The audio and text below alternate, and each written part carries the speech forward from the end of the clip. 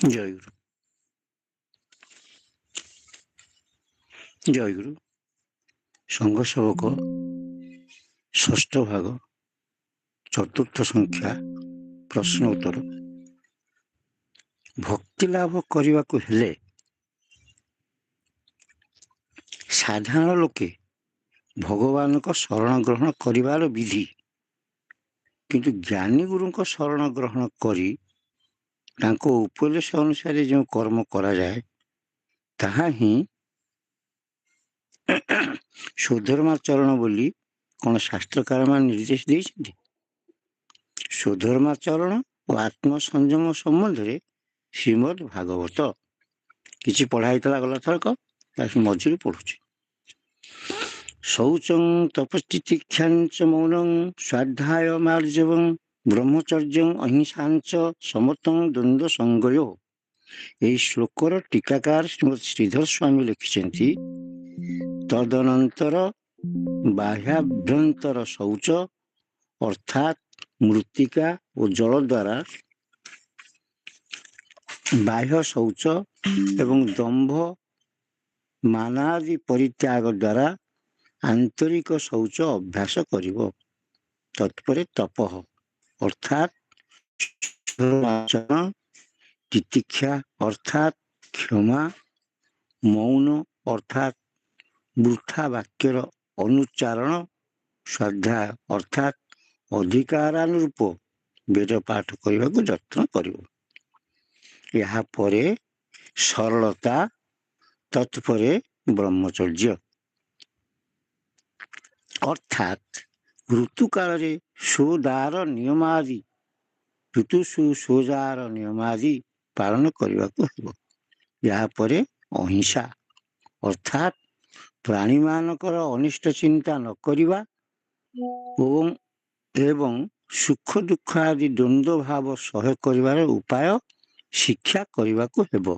ସୁଖ ଦୁଃଖ ଆଦି ଦ୍ୱନ୍ଦ୍ୱ ଭାବ ସହ୍ୟ କରିବାର ଉପାୟ ଶିକ୍ଷା କରିବାକୁ ହେବ। ପୁନଶ୍ଚ ସ୍ୱଧର୍ମାଚରଣ ସମ୍ବନ୍ଧରେ ପରବର୍ତ୍ତୀ ଶ୍ଲୋକରେ ଋଷି କହିଛନ୍ତି, ଶ୍ରଦ୍ଧାଂ ଭାଗବତେ ଶାସ୍ତ୍ରେ ଅନିନ୍ଦାନ୍ୟତ୍ର ଚାପି ମନୋବାକ୍ କାୟ ଦଣ୍ଡଶ୍ଚ ସତ୍ୟଂ ସମଦମା ବଦପି ଶ୍ରବଣଂ କୀର୍ତ୍ତନଂ ଧ୍ୟାନଂ ହରେ ଲାଭସ୍ତ କର୍ମଣଃ ଜନ୍ମ କର୍ମ ଗୁଣାନାଂ ଚ ତଦರ್ಥେଖିଳ ଚେଷ୍ଟିତଂ। ଭଗବତ୍ ପ୍ରତିପାଦକ ଶାସ୍ତ୍ରରେ ଶ୍ରଦ୍ଧା ଓ ଅନ୍ୟ ଶାସ୍ତ୍ରର ନିନ୍ଦା ତ୍ୟାଗ କରିବା, ମନ, ବାକ୍ୟ ଓ ଶରୀରର ଦଣ୍ଡ ଅର୍ଥାତ୍ ପ୍ରାଣାୟାମ ଦ୍ୱାରା ମନର ନିଗ୍ରହ, ମୌନ ଅବଲମ୍ବନ ଦ୍ୱାରା ବାକ୍ୟ ନିଗ୍ରହ ବା ସଂଯମ, ନିଷ୍କାମ କର୍ମ ଦ୍ୱାରା ଶାରୀରିକ ବୃତ୍ତିର ଅନୁଶୀଳନ କରିବାକୁ ହେବ। ଯଥାର୍ଥ ଭାଷଣ ଏବଂ ସମଦମାଦି ଦ୍ୱାରା ବାହ୍ୟ ଓ ଅନ୍ତରେନ୍ଦ୍ରିୟର ସଂଯମ ଅଭ୍ୟାସ କରିବା ବିଧେୟ।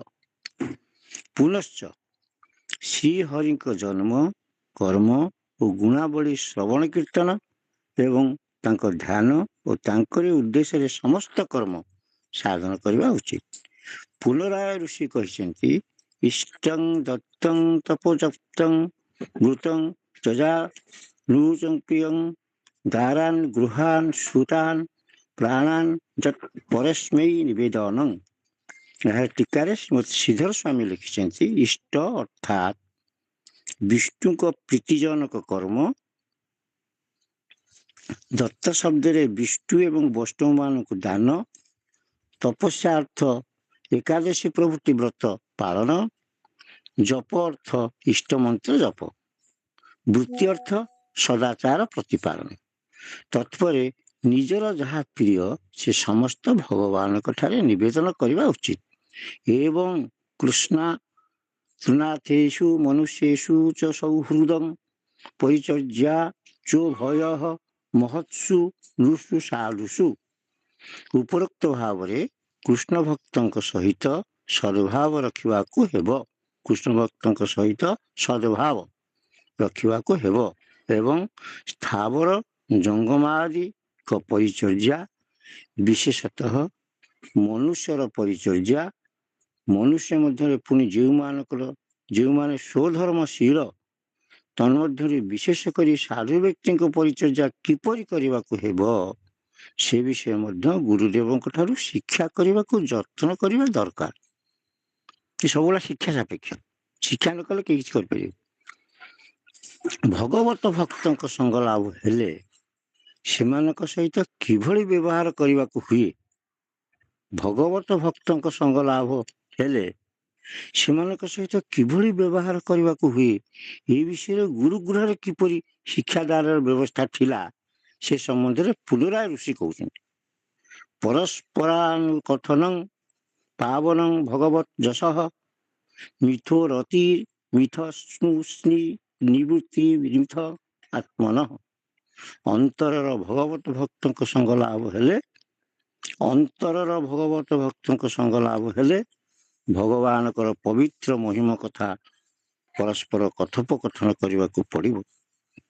ପରସ୍ପର ମଧ୍ୟରେ ପ୍ରଣୟ ପ୍ରତିଷ୍ଠା କିଭଳି ଭାବରେ ଚଳିଲେ ପରସ୍ପର ଭିତରେ ପ୍ରୀତି ରକ୍ଷା ହୋଇ ସମସ୍ତେ ସନ୍ତୋଷ ଲାଭ କରିବେ ଓ କିଭଳି ଭାବରେ ସେବା ପରାୟଣ ହେଲେ ପରସ୍ପରର ଦୁଃଖ ମୋଚନ ହୋଇପାରିବ, ସେ ବିଷୟରେ ଗୁରୁଦେବଙ୍କ ଠାରୁ ଶିକ୍ଷା ଲାଭ କରିବାର ବିଧି। ସବୁଗୁଡ଼ା ଶିକ୍ଷା ସାପେକ୍ଷ।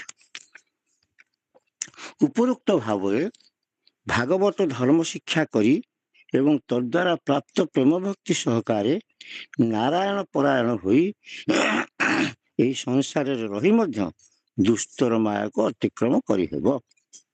ଉପରୋକ୍ତ ଭାବରେ ଭାଗବତ ଧର୍ମ ଶିକ୍ଷା କରି ତଦ୍ୱାରା ପ୍ରାପ୍ତ ପ୍ରେମ ଭକ୍ତି ସହକାରେ ନାରାୟଣ ପରାୟଣ ହୋଇ ଏହି ସଂସାରରେ ରହି ମଧ୍ୟ ଦୁସ୍ତର ମାୟାକୁ ଅତିକ୍ରମ କରିହେବ। ଏହା ହିଁ ସମସ୍ତଙ୍କ ପକ୍ଷରେ ସ୍ୱଧର୍ମାଚରଣ। ଏ ସମ୍ବନ୍ଧରେ ଟୀକାକାର ଶ୍ରୀ ଜଗନ୍ନାଥ ଦାସ ଲେଖିଛନ୍ତି। ସୁତ ତନୟ ଦାରା ଦାସ ଏସବୁ ବିଜୁଳି ପ୍ରକାଶ, ଏକଥା ବୁଝି ଗୁରୁପଦେ ଆଶ୍ରା କରିବ ଅପ୍ରମାଦେ। ଉତ୍ତମ ଗୁରୁ ଆଶ୍ରା କରି ଗୁରୁ ବଚନ ଶିରେ ଧରି, ଯେ ଗୁରୁ ଜାଣେ ବେଦ ତତ୍ତ୍ୱ ନିର୍ଗୁଣ ଆତ୍ମଜ୍ଞାନେ ରତ। ସମଦରସି ନିଷ୍ଠାପର ତପ କଷଣ ସହେ ଧୀର, ନିରତେ ଥାଇ ପରହିତେ ଈଶ୍ୱର ମାୟା ଜାଣେ ଚିତ୍ତେ। ଏମନ୍ତ ଗୁରୁ ପଦେ ଭଜି ହିଂସା କପଟ ଦୂରେ ତେଜି, ସେବା କରିବ ଦୃଢ଼ ଚିତ୍ତେ ଯେ ଗୁରୁ ଶିଷ୍ୟ ଭାବନା। ମନ ନଥିବ ଅନ୍ୟ ସଙ୍ଗେ ଚିତ୍ତ ନିବେଶୀ ଗୁରୁ ଅଙ୍ଗେ। ଶୌଚ ତପ ଦୟାଗୁଣ ମୌନ ବେଦ ଅଭ୍ୟାସନ, କପଟ ତ୍ୟାଗ ସମଦମ, ଏ ଆଦି ବ୍ରହ୍ମଚର୍ଯ୍ୟ କର୍ମ। ନିର୍ଲୋଭେ ସର୍ବସଙ୍ଗେ ଥିବ, ସ୍ୱଭାବେ କର୍ମ ହିଁ କରିବ। କୃଷ୍ଣର ଧର୍ମ କର୍ମଗୁଣ, ନିରତେ ଗାୟନ ଶ୍ରବଣ। ସ୍ୱଧର୍ମେ କରି ଯଜ୍ଞ ଦାନ, ଯେ ବସ୍ତୁ ପରମ ଆତ୍ମ। ଯେ ବା ଦ୍ୱାରା ସୁତ ଧନ, କୃଷ୍ଣେ କରିବ ସମର୍ପଣ। ଗୁରୁ ବଚନ ଶିରେ ଧରି ସୁସାଧୁ ସଙ୍ଗ ସେବା କରି, କୃଷ୍ଣର କଥା ଅନ୍ୟ ନିରତେ ଶ୍ରବଣ କଥନେ। ସେବା କରିବ ବିଷ୍ଣୁ ଜନେ ପବିତ୍ର ବିନୟ ବଚନେ। ଏ ନାନା ଧର୍ମ ଭାବ ଶିକ୍ଷା, ଗୁରୁ ବଚନେ ପାଇ ଦୀକ୍ଷା। ତେଣୁ ନାରୀମାନଙ୍କ ଚିନ୍ତା ଏବଂ ସଙ୍ଗ ତଥା ନାରୀମାନଙ୍କ ସଙ୍ଗରେ ଆସକ୍ତ କୁପରିଣାମୀ ବ୍ୟକ୍ତିଙ୍କ ସଙ୍ଗ ଯେ ସାଧନ ପକ୍ଷରେ ନିଷିଦ୍ଧ, ଏ ସମ୍ବନ୍ଧରେ ଭାଗବତକାର ଜଗନ୍ନାଥ ଦାସ ଲେଖିଲେ। ଆଦର ଶୁଣସି ଗୋମାଏ, କେମନ୍ତେ ପ୍ରାଣୀ ନାଶ ଯାଏ। ତେଣୁ ଯୁବତୀ ସଙ୍ଗେ ମନ, ଜୀବର ହୁଇଟି ବନ୍ଧନ। ଏମନ୍ତ ଅନ୍ୟ ସଙ୍ଗେ ନାହିଁ, ତେଣୁ ଯୁବତୀ ସଙ୍ଗୀ ନୁହେଁ। ଯୁବତୀ ସଙ୍ଗୀ ଯେତେ ଜନ, ସେ ସଙ୍ଗେ ନ କରିବ ମନ। ସେ ସର୍ବ ମୋହିତ କରନ୍ତି, ସେ ସର୍ବ ପ୍ରାଣୀ ନାଶ ଯାଆନ୍ତି।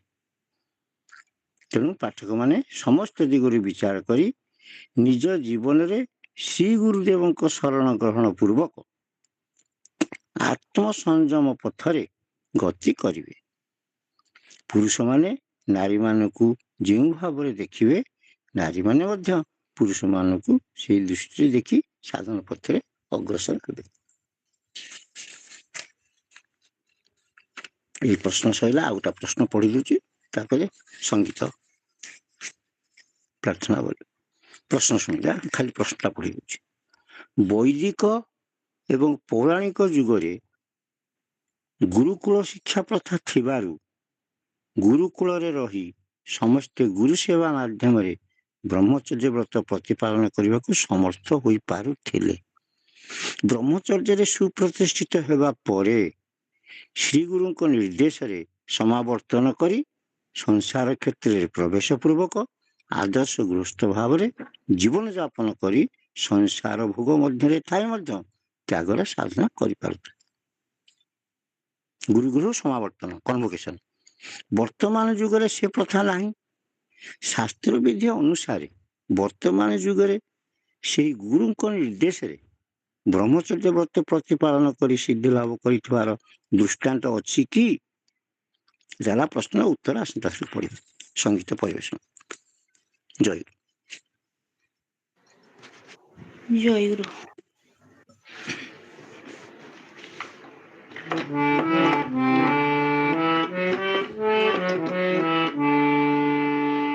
ମନ ମୋହନ ତୁମେ କା ଜୀବନ ସାର, ମନ ମୋହନ ତୁମେ କା ଜୀବନ ସାର, ତୁମେ ମୋର ଆଉ କାହାରି ଡର, ପ୍ରଭୁ ତୁମେ ମୋର ଥାଉ ଥାଉ କାହାରି ଡର, ମନ ମୋହନ ତୁମେ କା ଜୀବନ ସାର।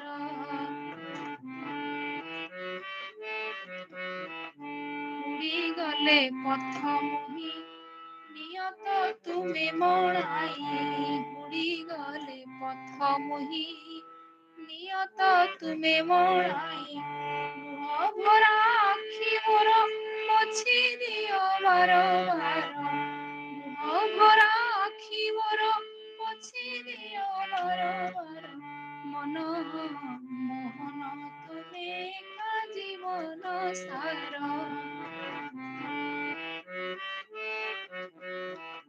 ଶୟନେ କି ଜାଗରଣେ ମନେ ମୋର ଅନୁକ୍ଷଣେ, ଶୟନେ କି ଜାଗରଣେ ମନେ ମୋର ଅନୁକ୍ଷଣେ, ରସି ଆସେ ଭାସି ଭାସି ଶ୍ରୀମୁଖ ଚନ୍ଦ୍ର ଚକୋର, ରସି ଆସେ ଭାସି ଭାସି ଶ୍ରୀମୁଖ ଚନ୍ଦ୍ର ଚକୋର, ମନ ମୋହନ ତୁମେ କା ଜୀବନ ସାର।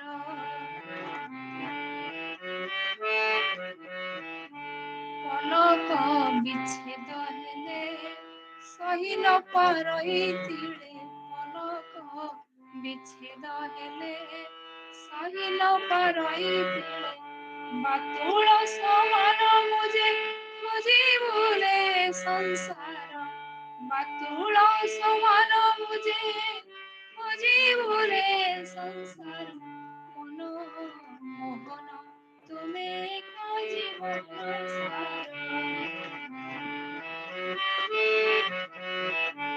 ଅସତ ଚିନ୍ତିଲେ ମନେ ତୁମ ମୁଖ ଦିଶେ କ୍ଷଣେ, ଅସତ ଚିନ୍ତିଲେ ମନେ ତୁମ ମୁଖ ଦିଶେ କ୍ଷଣେ, ଛି ଛି କି କରୁଛି ବୋଲି ଲାଜେ ହୁଏ ଜର ଜର, ଛି ଛି କି କରୁଛି ବୋଲି ଲାଜେ ହୁଏ ଜର ଜର, ମନ ମୋହନ ତୁମେ କା ଜୀବନ ସାର, ମନ ମୋହନ ତୁମେ କା ଜୀବନ ସାର, ତୁମେ ମୋର ଥାଉ ଥାଉ କାହାରି ଡର, ପ୍ରଭୁ ତୁମେ ମୋର ଥାଉ ଥାଉ କାହାରି ଡର, ମନ ମୋହନ ତୁମେ କା ଜୀବନ ସାର, ମନ ମୋହନ ତୁମେ କା ଜୀବନ ସାର, ମନ ମୋହନ ତୁମେ କା ଜୀବନ ସାର। ଜୟ ଗୁରୁ। ଜୟଗୁରୁ। ବର୍ତ୍ତମାନ ଜୀବନୀ ପ୍ରସଙ୍ଗ ପ୍ରଥମ ଭାଗ ମୁଁ ବୀର ଭାଇଙ୍କୁ ଅନୁରୋଧ କରୁଛି ସେ ପାଠ କରିବେ। ଜୟଗୁରୁ। ବୀର ଭାଇ।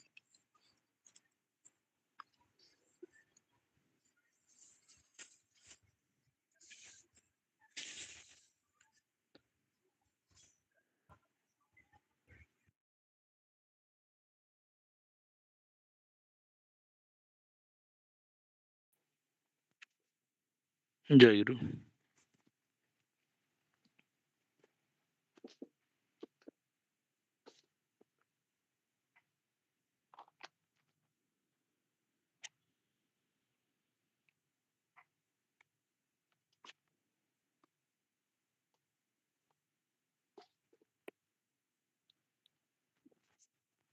ଜୟଗୁରୁ ଶୁଭୁଛି? ଜୟଗୁରୁ। ଶୁଭୁଛି ଶୁଭୁଛି ଶୁଭୁଛି ଶୁଭୁଛି ଯେ ଟିକେ କାହିଁ କମ ଶୁଭୁଛି। ହଁ ଦେଖିଆ। ଓହୋ। ଜୀବନୀ ପ୍ରସଙ୍ଗରେ ଆମେ ପଢୁଥିଲେ ଠାକୁର ଯୋଉ ପଥର ସନ୍ଧାନ ଥିଓସଫି ସୋସାଇଟି ଗଲେ କେମିତି କଣ ହେଲା ସେଇ କଥାରେ ପଢୁଥିଲେ।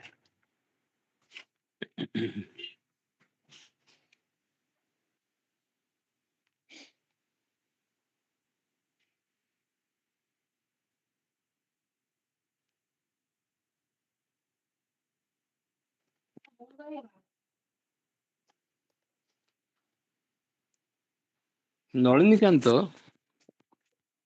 ବହୁ ଦିନ ଧରି ବ୍ରହ୍ମବିଦ୍ୟା ସମିତିରେ ଯୋଗ ଦେଇଛନ୍ତି ସତ, ମାତ୍ର ପ୍ରଥମରୁ ମିଡିୟମ ସାହାଯ୍ୟରେ ଆତ୍ମା ଆଣିବାର ତାତ୍ତ୍ୱିକ ଦିଗଟି ଆଲୋଚନା କରି କେତେଜଣ ବା ତାର ଅସାରତା ଉପଲବ୍ଧି କରିଛନ୍ତି। ସମସ୍ତେ ଯାଆନ୍ତି ବୁଝାନ୍ତି ଖୁସି ହୁଅନ୍ତି ଚାଲି ଆସନ୍ତି, କିନ୍ତୁ ତାର ଯେଉଁ ତାତ୍ତ୍ୱିକ ଦିଗଟା ସେଇଟା ଠାକୁର ଚାହିଁଲେ ଜାଣିବା ପାଇଁ। ନଳିନୀକାନ୍ତଙ୍କ ମଧ୍ୟରେ ଏତିକି ବିଶେଷତ୍ୱ ପରିଲକ୍ଷିତ ହେଇଥିଲା। ସେ ଯେତେବେଳେ ଯେଉଁ ସାଧନ ପଥରେ ଗତି କରିଛନ୍ତି ତାର ଶେଷ ପର୍ଯ୍ୟନ୍ତ ଯାଇ ମୂଳ ତତ୍ତ୍ୱଟି ଉପଲବ୍ଧି କରିଛନ୍ତି। ତେବେ ସେଥିରେ ଯଦି ତାଙ୍କର ଅନୁସନ୍ଧିତ୍ସାର ନିବୃତ୍ତି ନ ହେଇଛି ତାହେଲେ ସେ ତୀବ୍ର ବେଗରେ ନିରୁଦ୍ଦେଶ ଯାତ୍ରା ପଥରେ ଗମନ କରିବାର ଦେଖାଯାଇଛି। କେଉଁଠାକୁ ଗଲେ ଜାଣିବାର ଶେଷ ସୀମାରେ ଉପନୀତ ହେବେ ଓ ତାଙ୍କ ବୁଭୁକ୍ଷାର ତୃପ୍ତି ସାଧନ ହେବ, ସାଧନ ଜୀବନରେ ପାଗଳଙ୍କ ପରି କେବଳ ସେଇ ଚେଷ୍ଟାରେ ସେ ଘୁରି ବୁଲିଛନ୍ତି। ଯୋଗ ଦର୍ଶନ ଭାଷାରେ ଏହି ଅବସ୍ଥାର ନାମ ତୀବ୍ର ସମ୍ବେଗ। ପ୍ରବକ୍ତା ସେଠାରେ ସରଳ ଭାବରେ କହିଛନ୍ତି ତୀବ୍ର ସମ୍ବେଗା ନାମ ସନ୍ମମ୍। ପୂର୍ବ କର୍ମାର୍ଜିତ ବୈରାଗ୍ୟ ବା ଅଭ୍ୟାସ ଯୋଗ ଫଳରେ ସାଧକଙ୍କର ଚିତ୍ତରେ ପ୍ରବଳ ସାଧନ ବୀର୍ଯ୍ୟ ଉପସ୍ଥିତ ହୁଏ, ତାହାକୁ କୁହାଯାଏ ସମ୍ବେଗ। ପୂର୍ବ କର୍ମାର୍ଜିତ ବୈରାଗ୍ୟ ବା ଅଭ୍ୟାସ ଯୋଗ ଫଳରେ ସାଧକଙ୍କ ଚିତ୍ତରେ ମନକୁ ମନ ପ୍ରବଳ ସାଧନ ବୀର୍ଯ୍ୟ ଉପସ୍ଥିତ ହୁଏ, ତାହାକୁ କୁହାଯାଏ ସମ୍ବେଗ। ଯାହାଙ୍କର ସମ୍ବେଗ ଯେତେ ତୀବ୍ର ତାଙ୍କର ସିଦ୍ଧି ଲାଭ ସେତିକି ଅଳ୍ପ ସମୟ ମଧ୍ୟରେ ହୋଇଥାଏ। ନଳିନୀକାନ୍ତଙ୍କ ଭିତରେ ଅସାଧାରଣ ଭାବରେ ସେହି ତୀବ୍ର ସମ୍ବେଗର ସଞ୍ଚାର ହୋଇଥିଲା ଓ ସେଥି ସଙ୍ଗେ ସଙ୍ଗେ ତାଙ୍କର ଆଧାର ମଧ୍ୟ ବିରାଟ ଥିଲା। ନାଳ୍ପେ ସୁଖମ ଅସ୍ତି ଭୂମୈବ ସୁଖମ। ବିନା ସାଧନାରେ ଏହି ଶ୍ରୁତି ବାକ୍ୟ ତାଙ୍କ ଭିତରେ ସ୍ଫୁରିତ ହୋଇଥିଲା। ତେଣୁ ସେ ସାମାନ୍ୟ ଚେଷ୍ଟାରେ ଫଳ ଲାଭ କଲେ ମଧ୍ୟ ପରମ ତୃପ୍ତି ବା ସିଦ୍ଧି ଲାଭ ନ ହେବା ପର୍ଯ୍ୟନ୍ତ କୌଣସି ବିଷୟରୁ କ୍ଷାନ୍ତ ହେଉନଥିଲେ। ଏପରି ଅବସ୍ଥାରେ ବ୍ରହ୍ମବିଦ୍ୟା ସମିତିରୁ ବା ସେ କିପରି ତୃପ୍ତି ପାଆନ୍ତେ? ମିଡିୟମ ମାଧ୍ୟମରେ ପ୍ରେତ ସହିତ ଯେଉଁ ଆଳାପ ହୁଏ ତାହା ତାଙ୍କର ସୁପ୍ତ ଯୋଗ ଶକ୍ତିର ସ୍ଫୁରଣ ବୋଲି ଜାଣି ଆଉ ସେ ବିଦ୍ୟାର ଅନୁଶୀଳନରେ ତାଙ୍କର ମନ ଲାଗିଲା ନାହିଁ। ଭାବିଲେ ଇଏ ତ ଗୋଟେ ସାମାନ୍ୟ ବିଭୂତି ବା ଇନ୍ଦ୍ରଜାଲ ମାତ୍ର, ଏହା ତ ତାଙ୍କର କାମ୍ୟ ନୁହଁ। ବଙ୍କିମ ବାବୁଙ୍କର ଚନ୍ଦ୍ରଶେଖର ଉପନ୍ୟାସ ପାଠ କରି ସିଏ ଏହି ସମ୍ମୋହନ ବିଦ୍ୟା ବା ଯୋଗଶକ୍ତି ସମ୍ପର୍କରେ ବିସ୍ତୃତ ଭାବରେ ଅବଗତ ହୋଇଥିଲେ। ତେଣୁ ବ୍ରହ୍ମବିଦ୍ୟା ସମିତିର କ୍ରିୟାକଳାପର ତତ୍ତ୍ୱ ବୁଝିବା ନଳିନୀକାନ୍ତଙ୍କ ପକ୍ଷରେ ସେପରି କିଛି କଠିନ ବୋଧ ହେଲା ନାହିଁ। ସେମାନଙ୍କ ନିକଟକୁ ଯାଇ ଏତିକି ଲାଭ ହେଲା ଯେ ଯୋଗ ଶକ୍ତି ସମ୍ବନ୍ଧରେ ତାଙ୍କର ଗୋଟେ ପ୍ରାଥମିକ ଧାରଣା ଜାତ ହେଲା। ଆଉ ମଧ୍ୟ ଏହା ଦ୍ୱାରା ତାଙ୍କର ହିନ୍ଦୁ ମୁନିଋଷିମାନଙ୍କ ପ୍ରତି ଗଭୀର ଶ୍ରଦ୍ଧାର ଉଦୟ ହେଲା। ମାନନୀୟ ଲର୍ଡ ସାହେବ ଓ ତାଙ୍କ ସମ୍ପ୍ରଦାୟ ଯେଉଁ ସବୁ ବିଷୟ ନେଇ ଆଲୋଚନା କରୁଛନ୍ତି ତାହା ହିନ୍ଦୁ ଯୋଗୀ ଋଷିମାନଙ୍କର ଲବ୍ଧ ବିଦ୍ୟାର ଅତି କ୍ଷୁଦ୍ର ଅଂଶ ମାତ୍ର। ଆଦ୍ୟାରରୁ ଏହି ଅଭିଜ୍ଞତା ଅର୍ଜନ କରି ନଳିନୀକାନ୍ତ କଲିକତା ଫେରି ଆସି ସେଠାରୁ କୁମିଲା ଯାଇ ନିଜର କର୍ମସ୍ଥଳରେ ଯୋଗଦେଲେ। କଲିକତାର ବନ୍ଧୁମାନଙ୍କୁ କହି ରଖିଲେ ଯେ ଯଦି କେବେ କେଉଁଠୁ ଭଲ ସାଧୁ ଆସନ୍ତି ତେବେ ତାଙ୍କୁ ଯେମିତି ଖବର ଦେବେ। ଖୁଲନା ଯିବା ବାଟରେ କୁତପୁରକୁ ଥରେ ଯିବାକୁ ପଡ଼ିଲା। ଭଟ୍ଟାଚାର୍ଯ୍ୟ ମହାଶୟ ଜ୍ୟେଷ୍ଠ ପୁତ୍ର ନଳିନୀକାନ୍ତଙ୍କ ପାଇଁ ମନେ ମନେ ବିଶେଷ ଉଦ୍ବିଗ୍ନ ହୋଇପଡ଼ିଥିଲେ। ପୁତ୍ର ନାରାୟଣପୁରରୁ କେତେ ମାସ ପାଇଁ ଛୁଟି ନେଇ କୁମିରା ଆସି ମାନ୍ଦ୍ରାଜ ଗଲା। ଏସବୁ କଥା ପିତାଙ୍କୁ ଆଦୌ ଭଲ ଲାଗିଲା ନାହିଁ। ତେଣୁ ଭୁବନ ମୋହନ ଚିଠି ଲେଖି ପୁତ୍ର ନଳିନୀକାନ୍ତଙ୍କୁ କୁତପୁର ଅଣେଇଲେ। ଏହାପରେ ସଂସାର ରୀତି ଅନୁସାରେ ଗୁରୁଜନମାନେ ସମସ୍ତେ ସମ୍ମିଳିତ ହୋଇ ନଳିନୀକାନ୍ତଙ୍କୁ ପୁନରାୟ ବିବାହ କରିବା ପାଇଁ ସମ୍ମତ ହେବାକୁ ଜିଦ୍ ଧଇଲେ। ସଂସାର ରୀତି ଅନୁଯାୟୀ ଗୁରୁଜନମାନେ ସମସ୍ତେ ସମ୍ମିଳିତ ହୋଇ ନଳିନୀକାନ୍ତଙ୍କୁ ପୁନରାୟ ବିବାହ କରିବା ପାଇଁ ସମ୍ମତ ହେବାକୁ ଜିଦ୍ ଧରିଲେ। ଅନ୍ୟ କାହା କଥା ପୁତ୍ର ନଳିନୀକାନ୍ତଙ୍କର ଭ୍ରୂକ୍ଷେପ ନଥିଲା, କିନ୍ତୁ ବୃଦ୍ଧ ପିତାଙ୍କ ମନରେ କଷ୍ଟ ଦେବାକୁ ସେ ଟିକେ କୁଣ୍ଠାବୋଧ କରୁଥିଲେ।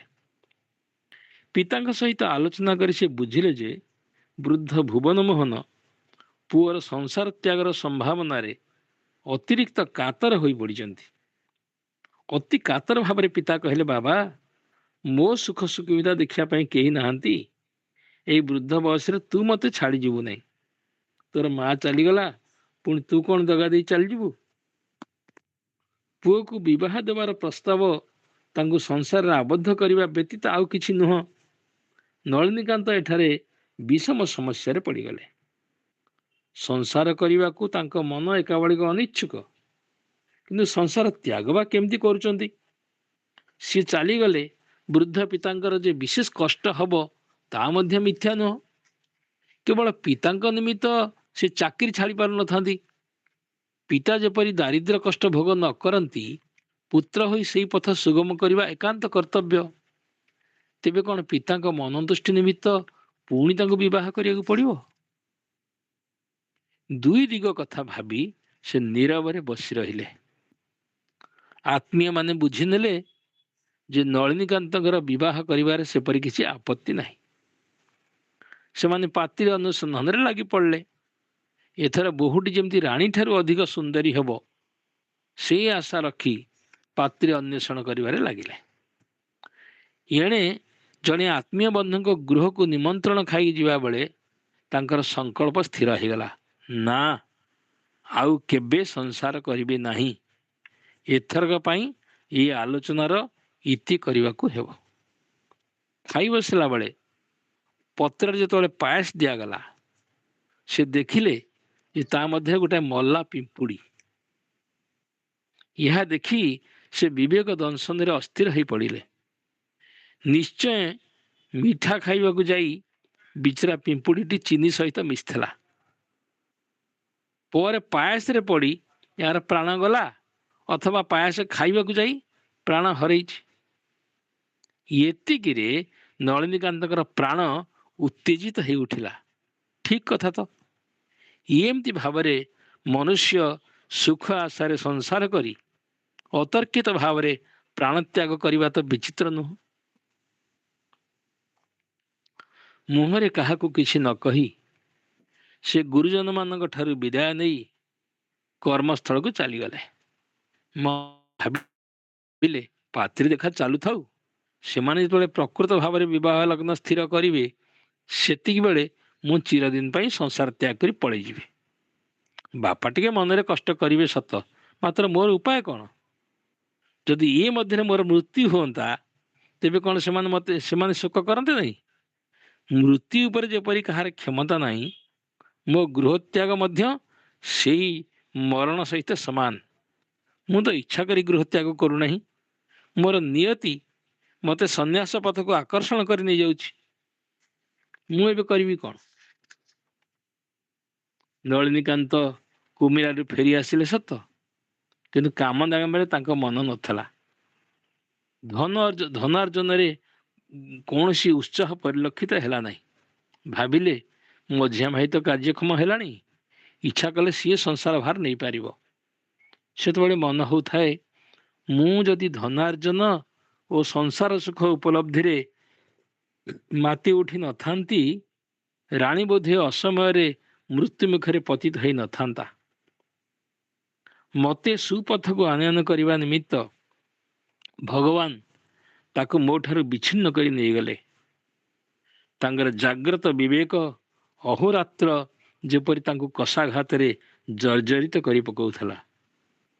ନଳିନୀ ଦଳଗତ ଜଳମତି ତରଳମ୍ ତଦ୍ବଦ୍ ତଦ୍ବଦ୍ ଜୀବନମ୍ ଅତିଶୟ ଚପଳମ୍ କ୍ଷଣମିହ ସଜ୍ଜନ ସଙ୍ଗତି ରେଖା ଭବତି ଭବାର୍ଣ୍ଣବ ତରଣେ ନୌକା। ଆଚାର୍ଯ୍ୟ ଶଙ୍କରଙ୍କର ମୋହ ମୁଦ୍ଗରରେ ଏଇ କେତୋଟି ଛତ୍ର ନଳିନୀକାନ୍ତଙ୍କ ଜୀବନରେ ଜ୍ୱଳନ୍ତ ଭାବରେ ଉଦ୍ଦୀପିତ ହୋଇଥାଏ।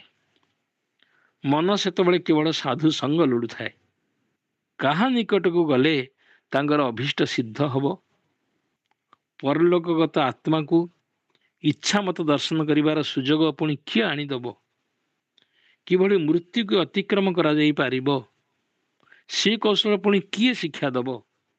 ଏହି ଆକାଂକ୍ଷା ବ୍ୟତୀତ ସଂସାରର ଅନ୍ୟ ସବୁ କାର୍ଯ୍ୟ ତାଙ୍କୁ ଗୌଣ ବୋଧ ହେଉଥାଏ। ଇଚ୍ଛା ଯଦି ସୁତୀକ୍ଷ୍ଣ ହୁଏ ଏବଂ ଅନ୍ୟ ବାସନାକୁ ଯଦି ତୁଚ୍ଛ ଜ୍ଞାନ କରି ଏକମାତ୍ର ସେଇ ଇଚ୍ଛା ପୋଷଣ କରାଯାଏ ତେବେ ତାହା ନିଶ୍ଚୟ ପୂର୍ଣ୍ଣ ହେବ। ଇଚ୍ଛା ଯଦି ସୁତୀକ୍ଷ୍ଣ ହୁଏ ଏବଂ ଅନ୍ୟ ବାସନାକୁ ଯଦି ତୁଚ୍ଛ ଜ୍ଞାନ କରି ଏକମାତ୍ର ସେଇ ଇଚ୍ଛା ପୋଷଣ କରାଯାଏ ତେବେ ତାହା ନିଶ୍ଚୟ ପୂର୍ଣ୍ଣ ହେବ। ଏହା ତ ଶ୍ରୀ ଶ୍ରୀ ଠାକୁରଙ୍କର ବାଣୀ। ତାଙ୍କ ଜୀବନରେ ବହୁବାର ଏଭଳି ଘଟିଛି। କୁମିରାଠାରେ ସେ ତାର ପ୍ରଥମ ନିଦର୍ଶନ ପାଇଲେ। ତାଙ୍କର ତୀବ୍ର ଉତ୍କଣ୍ଠା ଓ ସାଧୁସଙ୍ଗ ଲାଭରେ ପ୍ରବଳ ବ୍ୟାକୁଳତା ବୃଥା ହୋଇନାହିଁ। କୁମିରା ଯିବାର କେତେ ଦିନ ପରେ ଶୁଣିଲେ ଯେ କଲିକତାରୁ ଜଣେ ବିଖ୍ୟାତ ସାଧୁ ଆସିଛନ୍ତି। ପୂର୍ବାଶ୍ରମରେ ସେ ଡଫ୍ କଲେଜର ବିଜ୍ଞାନ ଅଧ୍ୟାପକ ଥିଲେ। ତାଙ୍କର ପୂର୍ବାଶ୍ରମର ନାମ ଥିଲା ପୂର୍ଣ୍ଣଚନ୍ଦ୍ର ଦତ୍ତ। ବର୍ତ୍ତମାନ ସମସ୍ତେ ତାଙ୍କୁ ପୂର୍ଣ୍ଣାନନ୍ଦ ସ୍ୱାମୀ ବୋଲି ଜାଣନ୍ତି। ଏହି ସମ୍ବାଦ ପାଇବା ମାତ୍ରେ ନଳିନୀକାନ୍ତ କାଳ ବିଳମ୍ବ ନ କରି ତାଙ୍କ ଦର୍ଶନ ନିମିତ୍ତ କଲିକତାରେ ଯାଇ ଉପସ୍ଥିତ ହେଲେ। ପ୍ରଥମ 2 ଦିନ ତାଙ୍କ ନିକଟକୁ ଯାଇ ନଳିନୀକାନ୍ତ ହତାଶ ହୋଇ ଫେରି ଆସିବାକୁ ପଡ଼ିଥିଲା। ସ୍ୱାମୀଜୀଙ୍କ ନିକଟରେ ଅସଂଖ୍ୟ ଲୋକଙ୍କର ସମାଗମ ହୋଇଥାଏ। ଏହି ସମାଗତ ଜନମଣ୍ଡଳୀ ତାଙ୍କ ସହିତ ସବୁବେଳେ ବିବିଧ ଆଲୋଚନାରେ ବ୍ୟାପୃତ ଥାନ୍ତି। ଏତେ ଲୋକଙ୍କ ସମ୍ମୁଖରେ ନିଜର କଥା ମନ ଖୋଲି କହିବା ସମ୍ଭବ ନୁହଁ। ନଳିନୀକାନ୍ତଙ୍କ ପକ୍ଷରେ ମଧ୍ୟ ତାହା ସମ୍ଭବ ହେଲା ନାହିଁ। ମନରେ ସଂଶୟ ଅବିଶ୍ୱାସ ମଧ୍ୟ ଥାଏ ଯେ ସ୍ୱାମୀଜୀ ଜଣେ ପଣ୍ଡିତ ଓ ଶାସ୍ତ୍ରଜ୍ଞ ସତ, ମାତ୍ର ସେ ପ୍ରକୃତ ସାଧୁ କି ନୁହନ୍ତି ତାହା କିପରି ଜଣାଯିବ? ଆଧ୍ୟାତ୍ମ ଜଗତ ଖବର ସେ କେତେ ଦୂର ଜାଣନ୍ତି ଏହା ମଧ୍ୟ ଜାଣିବାର ଉପାୟ ନାହିଁ। ବ୍ରହ୍ମବିଦ୍ୟା ସମିତି ତ ତାଙ୍କ କର୍ତ୍ତା ପୁରୁଷଙ୍କୁ ବ୍ରହ୍ମଜ୍ଞ ବୋଲି କହିଥାନ୍ତି। ତଥାପି ତ ସେମାନେ ତାଙ୍କର କ୍ଷୁଧା ନିବୃତ୍ତ କରିପାରିବେ ନାହିଁ। ମନର ଦ୍ୱିଧା ଭାବ ଓ ସଂଶୟ ଦୋଳାରେ ଦୋଳାୟିତ ହୋଇ ନଳିନୀକାନ୍ତ ସ୍ୱାମୀଜୀଙ୍କୁ ପ୍ରଣାମ ମଧ୍ୟ କଲେ ନାହିଁ। କିଏ କିପରି ସାଧୁ ଜଣା ନାହିଁ। ମୁଁ ବ୍ରାହ୍ମଣ ହୋଇ ଜଣେ କାୟସ୍ଥ ସାଧୁଙ୍କୁ କାହିଁକି ପ୍ରଣାମ କରିବି? ସେ ଦତ୍ତ ତ, ପୂର୍ଣ୍ଣଚନ୍ଦ୍ର ଦତ୍ତ କାୟସ୍ଥ। ତାଙ୍କ ମନ ଅତିଶୟ ଅସ୍ଥିର ହୋଇ ଉଠିଲା। କାରଣ ଯେଉଁ ଆଶାରେ ଯାହାଙ୍କ ନାମ ଶୁଣି ସେ ଏତେ ଦୂରରୁ ଏପରି ଆଗ୍ରହରେ ଏଠାକୁ ଧାଇଁ ଆସିଥିଲେ, ଏ 2 ଦିନ ମଧ୍ୟରେ ତାଙ୍କ ସହିତ ପଦେ କଥା ହେବାର ସୁଯୋଗ ମଧ୍ୟ ମିଳିଲା ନାହିଁ। ଚାକିରି ଛାଡ଼ି ପୁଣି ଛୁଆ କେତେ ଦିନ ବା ବସି ରହିବେ? ଏହା ବ୍ୟତୀତ ଆଉ କେତେ ଦିନ ପରେ ତାଙ୍କ ଉଦ୍ଦେଶ୍ୟ ସିଦ୍ଧିର ଉପାୟ ଜଣାଯିବ। ତାଙ୍କ ପକ୍ଷରେ ଗୋଟେ ଦିନ ମଧ୍ୟ ଗୋଟେ ଯୁଗ ପରି ବୋଧ ହେଉଛି। ପୂଜା ସମୟ ଠାରୁ ତାଙ୍କର ଖାଇବା ଶୋଇବା ପ୍ରାୟ ନାହିଁ କହିଲେ ଚଳେ। ତାଙ୍କର ପ୍ରତି ମୁହୂର୍ତ୍ତ ଦୁଃସହ ମାନସିକ ଯନ୍ତ୍ରଣାରେ କଟିଯାଉଛି। ପୁଣି ବା କେତେ ଦିନ ଏଇ ଭାବରେ କଟିଯିବ କିଏ ଜାଣେ?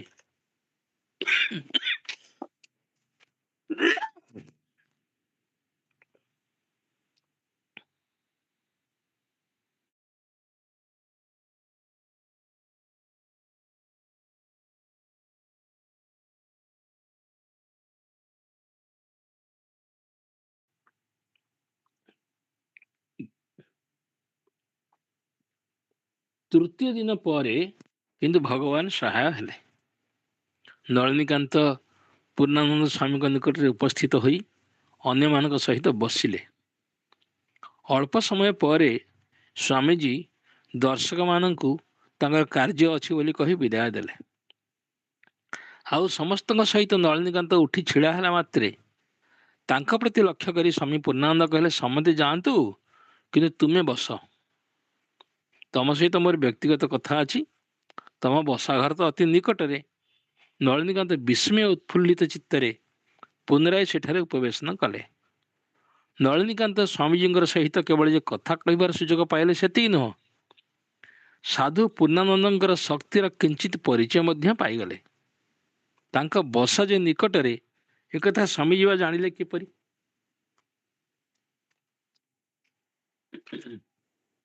ଏହା ପରେ ସ୍ୱାମୀଜୀ ପ୍ରଶ୍ନ କରି ନଳିନୀକାନ୍ତଙ୍କର ମନ କଥା ଅବଗତ ହେଲେ। ତାଙ୍କ ନିକଟରେ ନଳିନୀକାନ୍ତ ଅକପଟ ଭାବରେ ବ୍ୟକ୍ତ କଲେ ଯେ ଈଶ୍ୱର ଲାଭ କିମ୍ବା ବ୍ରହ୍ମଜ୍ଞାନ ଲାଭ ମୋର ଲକ୍ଷ୍ୟ ନୁହଁ। ପରଲୋକ ରହସ୍ୟର କୁଞ୍ଚିକାଠି ଭେଦ କରିବାକୁ ମୁଁ ଇଚ୍ଛା କରୁଛି। ଆତ୍ମାର ଅସ୍ତିତ୍ୱରେ ବିଶ୍ୱାସ କରିବାକୁ ସେ ବାଧ୍ୟ ହୋଇଛନ୍ତି। କେବଳ ମୃତା ସ୍ତ୍ରୀକୁ ଦର୍ଶନ କରି ପରଲୋକ ଅସ୍ତିତ୍ୱରେ ସେ ବିଶ୍ୱାସ କରିଛନ୍ତି। କିନ୍ତୁ ସେଇ ମୃତା ସ୍ତ୍ରୀଙ୍କର ପୁଣି ଦର୍ଶନ ମିଳିବା ଦୈବାଧୀନ। ସେ ଇଚ୍ଛା କରନ୍ତି ସ୍ୱାଧୀନ ଭାବରେ ଯେତେବେଳେ ଇଚ୍ଛା ସେତେବେଳେ ତାଙ୍କ ଦର୍ଶନ ଲାଭ କରିବାକୁ। ତା ସଙ୍ଗେ ସଙ୍ଗେ ଜନ୍ମ ମୃତ୍ୟୁ ପ୍ରବାହରେ ଆବର୍ତ୍ତିତ ଏହି ସଂସାର ଚକ୍ରରୁ କିଭଳି ଉଦ୍ଧାର ପାଇବେ ତା ମଧ୍ୟ ଜାଣିବାକୁ ସେ ଇଚ୍ଛା କରନ୍ତି। ତାଙ୍କର ବାସନା ଓ ଜିଜ୍ଞାସା କିଭଳି ନିବୃତ୍ତି ହେବ, ଏହା ହିଁ ତାଙ୍କର ପ୍ରଶ୍ନ। ଦୁଇଟି କଥା ତାଙ୍କର। ସେ ଇଚ୍ଛା କରନ୍ତି ସ୍ୱାଧୀନ ଭାବରେ ଯେତେବେଳେ ଇଚ୍ଛା ସେତେବେଳେ ତାଙ୍କ ସ୍ତ୍ରୀଙ୍କର ଦର୍ଶନ ଲାଭ କରିବେ। ତା ସଙ୍ଗେ ସଙ୍ଗେ ଜନ୍ମ ମୃତ୍ୟୁ ପ୍ରବାହରେ ଆବର୍ତ୍ତିତ ଏହି ସଂସାର ଚକ୍ରରୁ କିଭଳି ଉଦ୍ଧାର ପାଇବେ। ଏଇ ଦୁଇଟି କଥା ତାଙ୍କର ଲାଗିଛି। ଏଇ କଥା ଶୁଣି ସସ୍ନେହରେ ସ୍ୱାମୀଜୀ କେବଳ ହସିବାକୁ ଲାଗିଲେ। ସାଧୁଙ୍କର ନିର୍ମଳ ବୁଦ୍ଧି ରୂପ ଚିତ୍ତ ଦର୍ପଣରେ ନଳିନୀକାନ୍ତଙ୍କର ହୃଦୟର ଭାବ ସମ୍ପୂର୍ଣ୍ଣ ରୂପେ ପ୍ରତିଫଳିତ ହେଲା। ସେ ଭାବିଲେ, ଏଇ ଯୁବକଟି ହିଁ ପ୍ରକୃତ ତତ୍ତ୍ୱ ଜିଜ୍ଞାସୁ। ସ୍ତ୍ରୀ ବିୟୋଗରେ ମନରେ ବୈରାଗ୍ୟ ଭାବ ଜାଗ୍ରତ ହେଇଛି। ତଥାପି ସେ ବର୍ତ୍ତମାନ ସୁଦ୍ଧା ନିଜ ବିଷୟରେ ସଚେତନ ନୁହନ୍ତି। ତେଣୁ ପ୍ରକାଶ କରୁଛନ୍ତି ଯେ ସ୍ତ୍ରୀଙ୍କୁ ଇଚ୍ଛା ମତେ ଦର୍ଶନ କରିବା ଓ ଫେରି ପାଇବା ହିଁ ତାଙ୍କର ମୁଖ୍ୟ ବାସନା। ପୂର୍ଣ୍ଣାନନ୍ଦ ସ୍ୱାମୀଜୀଙ୍କର ସହିତ କି ପ୍ରକାର ଆଲୋଚନା ହେଇଥିଲା ତାର ବିସ୍ତୃତ ବିବରଣ ଶ୍ରୀ ଶ୍ରୀ ଠାକୁର ଆମମାନଙ୍କ ନିକଟରେ ପ୍ରକାଶ କରି ନାହାନ୍ତି। ସେ ଏତିକି ମାତ୍ର ପ୍ରକାଶ କରିଛନ୍ତି ଯେ ସ୍ୱାମୀଜୀ ତାଙ୍କୁ ଅନେକ ଉପଦେଶ ଦେଇ ଆଶ୍ୱସ୍ତ କରିଥିଲେ। ଆମର ମଧ୍ୟ ଧାରଣା ହେଉଛି ଯେ ପତ୍ନୀ ବିୟୋଗ ବିଧୁର ତରୁଣ ଯୁବକଙ୍କ ଠାରୁ ତାଙ୍କ ଜୀବନର ମୁଖ୍ୟ ଘଟଣା ଗୁଡ଼ିକ ଶ୍ରବଣ କରି ସାଧୁ ଜାଣିବାକୁ ଇଚ୍ଛା କରିଥିଲେ ଯେ ମନେକର କୌଣସି ଅଲୌକିକ ଶକ୍ତି ବଳରେ କେହି ଯଦି ତୁମ ସ୍ତ୍ରୀକୁ ପୁଣି ଜୀବିତାବସ୍ଥାରେ ତୁମକୁ ଆଣିଦିଏ, ତେମେ କ'ଣ ତାକୁ ନେଇ ପୂର୍ବପରି ପୁଣି ସଂସାର କରିବ? ଠିକ୍ ଭାବରେ କହ ଦେଖି। ୟାର ଉତ୍ତରରେ ନଳିନୀକାନ୍ତ କହିଲେ, ହଁ ହଁ। ଆର ଉତ୍ତରରେ ନଳିନୀକାନ୍ତ କେବେ ହେଲେ ହଁ ବୋଲି କହିନଥିବେ। ରାଣୀଙ୍କର ବିୟୋଗ ତାଙ୍କ ନିକଟରେ ତୁଚ୍ଛ ଘଟଣା ନୁହଁ। କିନ୍ତୁ ସେଇ ବିଚ୍ଛେଦକୁ ଉପଲକ୍ଷ କରି ଯେଉଁ ସବୁ ପ୍ରଶ୍ନ ଏବଂ ଯେଉଁଭଳି ଭାବରେ ଭୟ ଓ ବୈରାଗ୍ୟ ତାଙ୍କ ଅନ୍ତରରେ ଜାଗରିତ ହୋଇଥିଲା, ତାହାର ମୂଳ ଅତିଶୟ ଗଭୀର।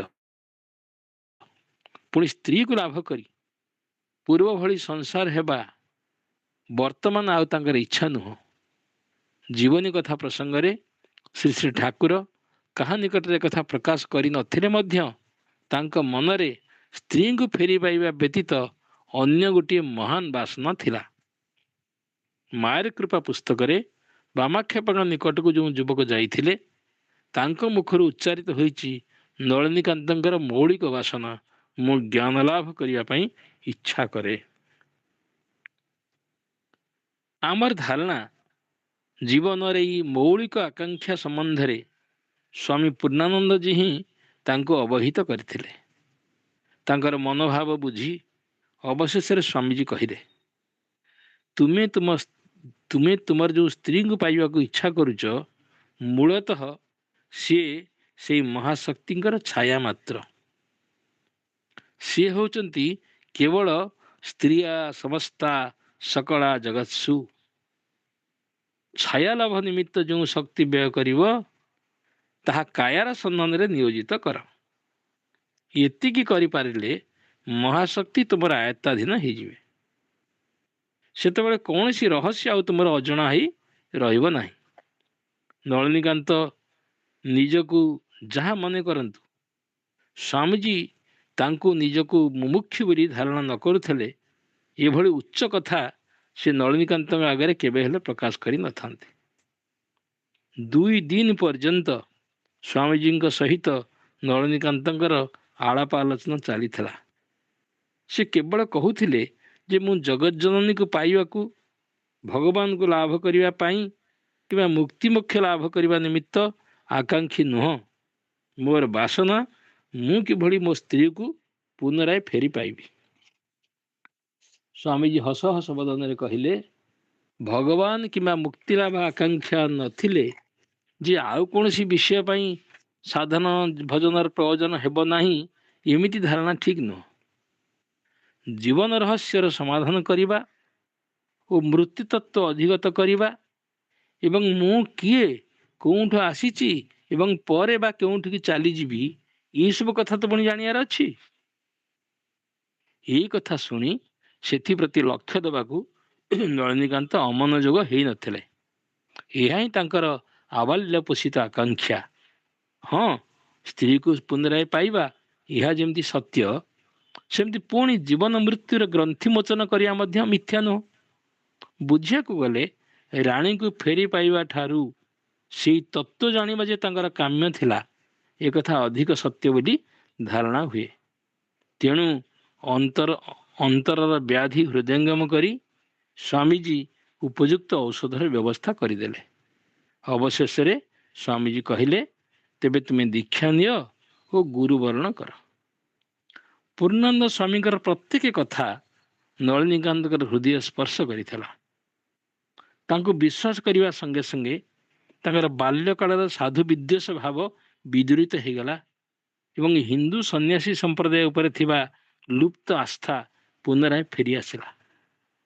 ସେ ଭକ୍ତି ବିନମ୍ର ଭାବରେ କ୍ଷମା ପ୍ରାର୍ଥନା କରି କହିଲେ, ମୁଁ ଆପଣଙ୍କୁ ଏପର୍ଯ୍ୟନ୍ତ ପ୍ରଣାମ ସୁଦ୍ଧା କରିନାହିଁ। ସାଧୁ ଉଦାର ଭାବରେ ସହାସ୍ୟ ବଦନରେ କହିଲେ, ସାଧୁମାନେ କ'ଣ ପ୍ରଣାମ ଚାହାନ୍ତି?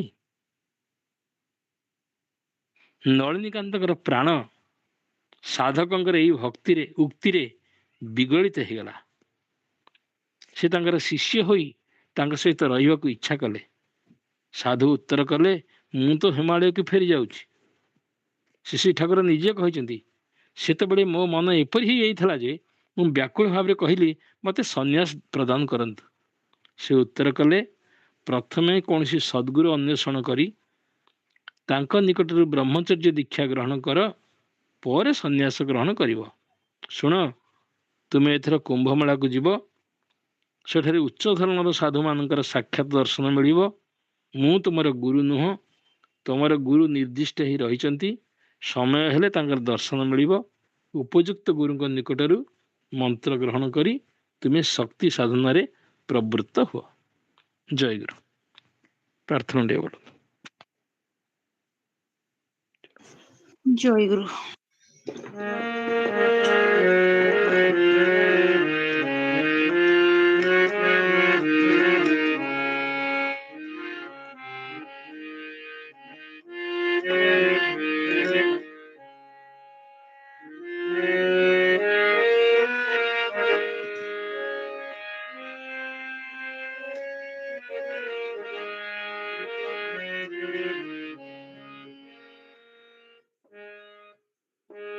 ତୋତେ କିଏ ଦେଖାଇବ ରାହା, ଗୁରୁ ଏକା ତୋ ପଥର ସାହା।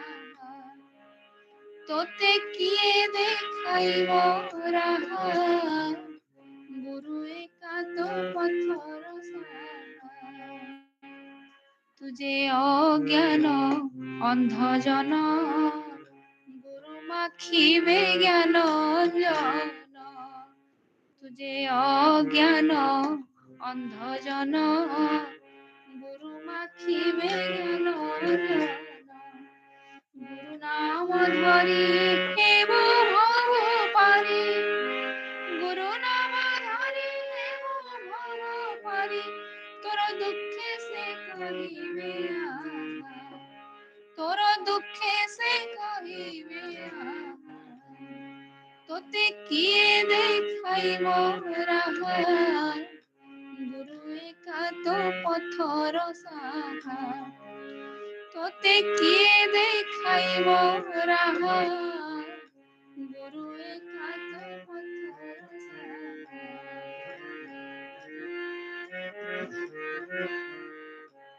ଗୁରୁ ପଦେ ଅରପ ପରାଣ, ଘେନ ଗୁରୁ ନାମର ଶରଣ।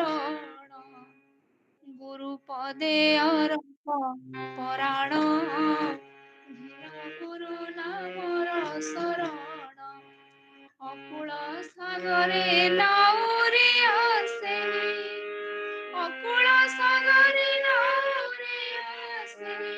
କୂଳେ ଲଗାଇବେ ଭଙ୍ଗା ନାଳ, ତୋତେ କିଏ ଦେଖାଇବ ରାହା, ଗୁରୁ ଏକା ତୋ ପଥର ସାହା।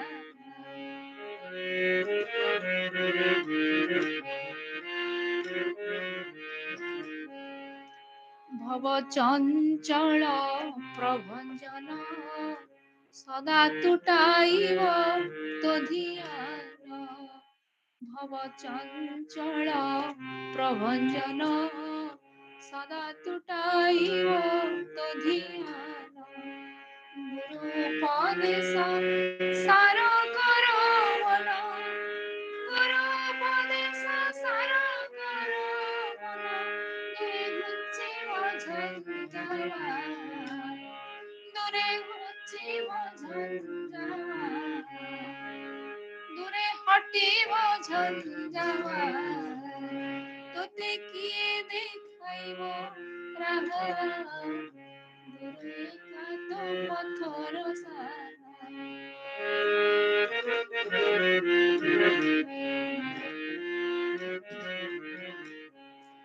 ଭେଟିବାକୁ ସେହି ପ୍ରେମମୟ, ପର ଗୁରୁ ଚରଣ ଆଶ୍ରୟ। ଭେଟିବାକୁ ସେହି ପ୍ରେମମୟ, ପର ଗୁରୁ ଚରଣ ଆଶ୍ରୟ। ଗୁରୁ ମୂରତିରେ ଠୁଳ ପରଂ ବ୍ରହ୍ମ, ଗୁରୁ ମୂରତିରେ ଠୁଳ ପରଂ ବ୍ରହ୍ମ।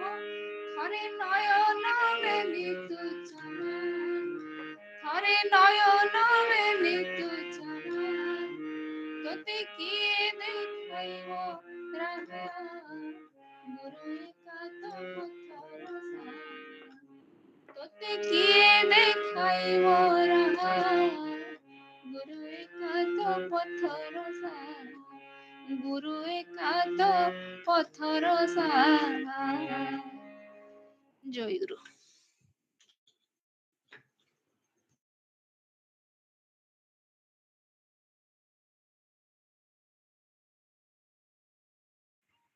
ଜୟ ଗୁରୁ, ଜୟ ଗୁରୁ, ଜୟ ଗୁରୁ, ଜୟ ଗୁରୁ। ହଁ ଶୁଭୁଛି ଶୁଭୁଛି। ହଁ, ସେବା ସେବା ଭାବର ଅନୁଷ୍ଠାନ। ସଂଘ ସେବକ ପ୍ରଥମ ଭାଗ ଚତୁର୍ଥ ସଂଖ୍ୟା। ସେବକମାନେ ଆତ୍ମାଭିମାନ ସଦୃଶ ଭୟଙ୍କର ଅନିଷ୍ଟକାରୀ ଶତ୍ରୁ। ସେବକ ମାନେ ସ୍ମରଣ ରଖିବେ ଯେ ଆତ୍ମାଭିମାନ ସଦୃଶ ଭୟଙ୍କର ଅନିଷ୍ଟକାରୀ ଶତ୍ରୁ ଅନ୍ୟ କିଛି ନାହିଁ। ଆମେ ଇହ କାଳରେ ଯେତେ ଦୁଃଖ, ଦାରିଦ୍ର୍ୟ, ଅପମାନ, ସାମାଜିକ ଅବନତି ଭୋଗ କରୁ, ସେସବୁ ଆତ୍ମାଭିମାନରୁ ଜାତ। ତେଣୁ ଜୀବ ଭାବର ଆଦି ତତ୍ତ୍ୱ ରୂପରେ ଅହଙ୍କାରକୁ ପ୍ରଥମ ସ୍ଥାନ ପ୍ରଦାନ କରାଯାଇଛି।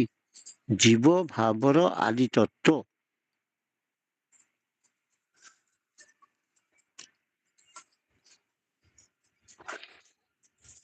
ନିମ୍ନଲିଖିତ ଭାବକୁ ଆତ୍ମାଭିମାନ କୁହାଯାଏ। ନିମ୍ନଲିଖିତ ଭାବକୁ ଆତ୍ମାଭିମାନ କୁହାଯାଏ। 1. ମୁଁ ଖୁବ ବୁଝୁଛି। 2. ମୋର ଶକ୍ତି ଅତ୍ୟନ୍ତ ଅଧିକ। 3. ମୁଁ ଉଚ୍ଚ ବଂଶରେ ଜାତ।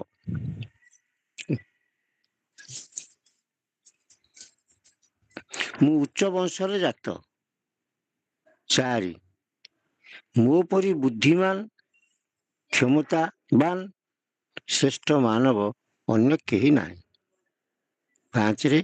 ମୁଁ ଯାହା କରେ ଅନ୍ୟ କେହି ତାହା କରିପାରିବେ ନାହିଁ। ଏ ହେଲା ଆତ୍ମାଭିମାନର ସ୍ୱରୂପ। ଆହୁରି ଅଛି, ମୋ ବୁଦ୍ଧି ଓ ପରାମର୍ଶ ନ ନେଲେ ସମସ୍ତଙ୍କର ଅକଲ୍ୟାଣ ହେବ, ବା ମୋ କଥା ନ ମାନିବାରୁ ସେମାନଙ୍କର ଏତେ ଦୁଃଖ ହେଲା। 7. ମୋ ପରି ଗୁଣୀ ଲୋକ ଥାଉ ଥାଉ ଲୋକେ ମୋତେ ଆଦର କରୁନାହାନ୍ତି କାହିଁକି? 8. ମୁଁ ନଥିଲେ ଏ ଗୃହ ସଂସାର ରକ୍ଷା ହୋଇପାରିବ ନାହିଁ। ମୁଁ ନଥିଲେ ଏ ଗୃହ ସଂସାର ରକ୍ଷା ହୋଇପାରିବ ନାହିଁ। 9. ମୋ ଯୋଗୁଁ ମୋ ପରିବାର ସୁଖରେ ଅଛନ୍ତି। ସବୁ ଆତ୍ମାଭିମାନ। ମାନବ ଅଜ୍ଞାନ, ଅହଙ୍କାର, ରାଗ, ଦ୍ୱେଷ ଓ ବିଷୟାଭିନିବେଶ ଏହି ପଞ୍ଚବିଧ ଦୁଃଖର କାରଣରେ ଆବଦ୍ଧ ରହି କଷ୍ଟ ଭୋଗ କରେ।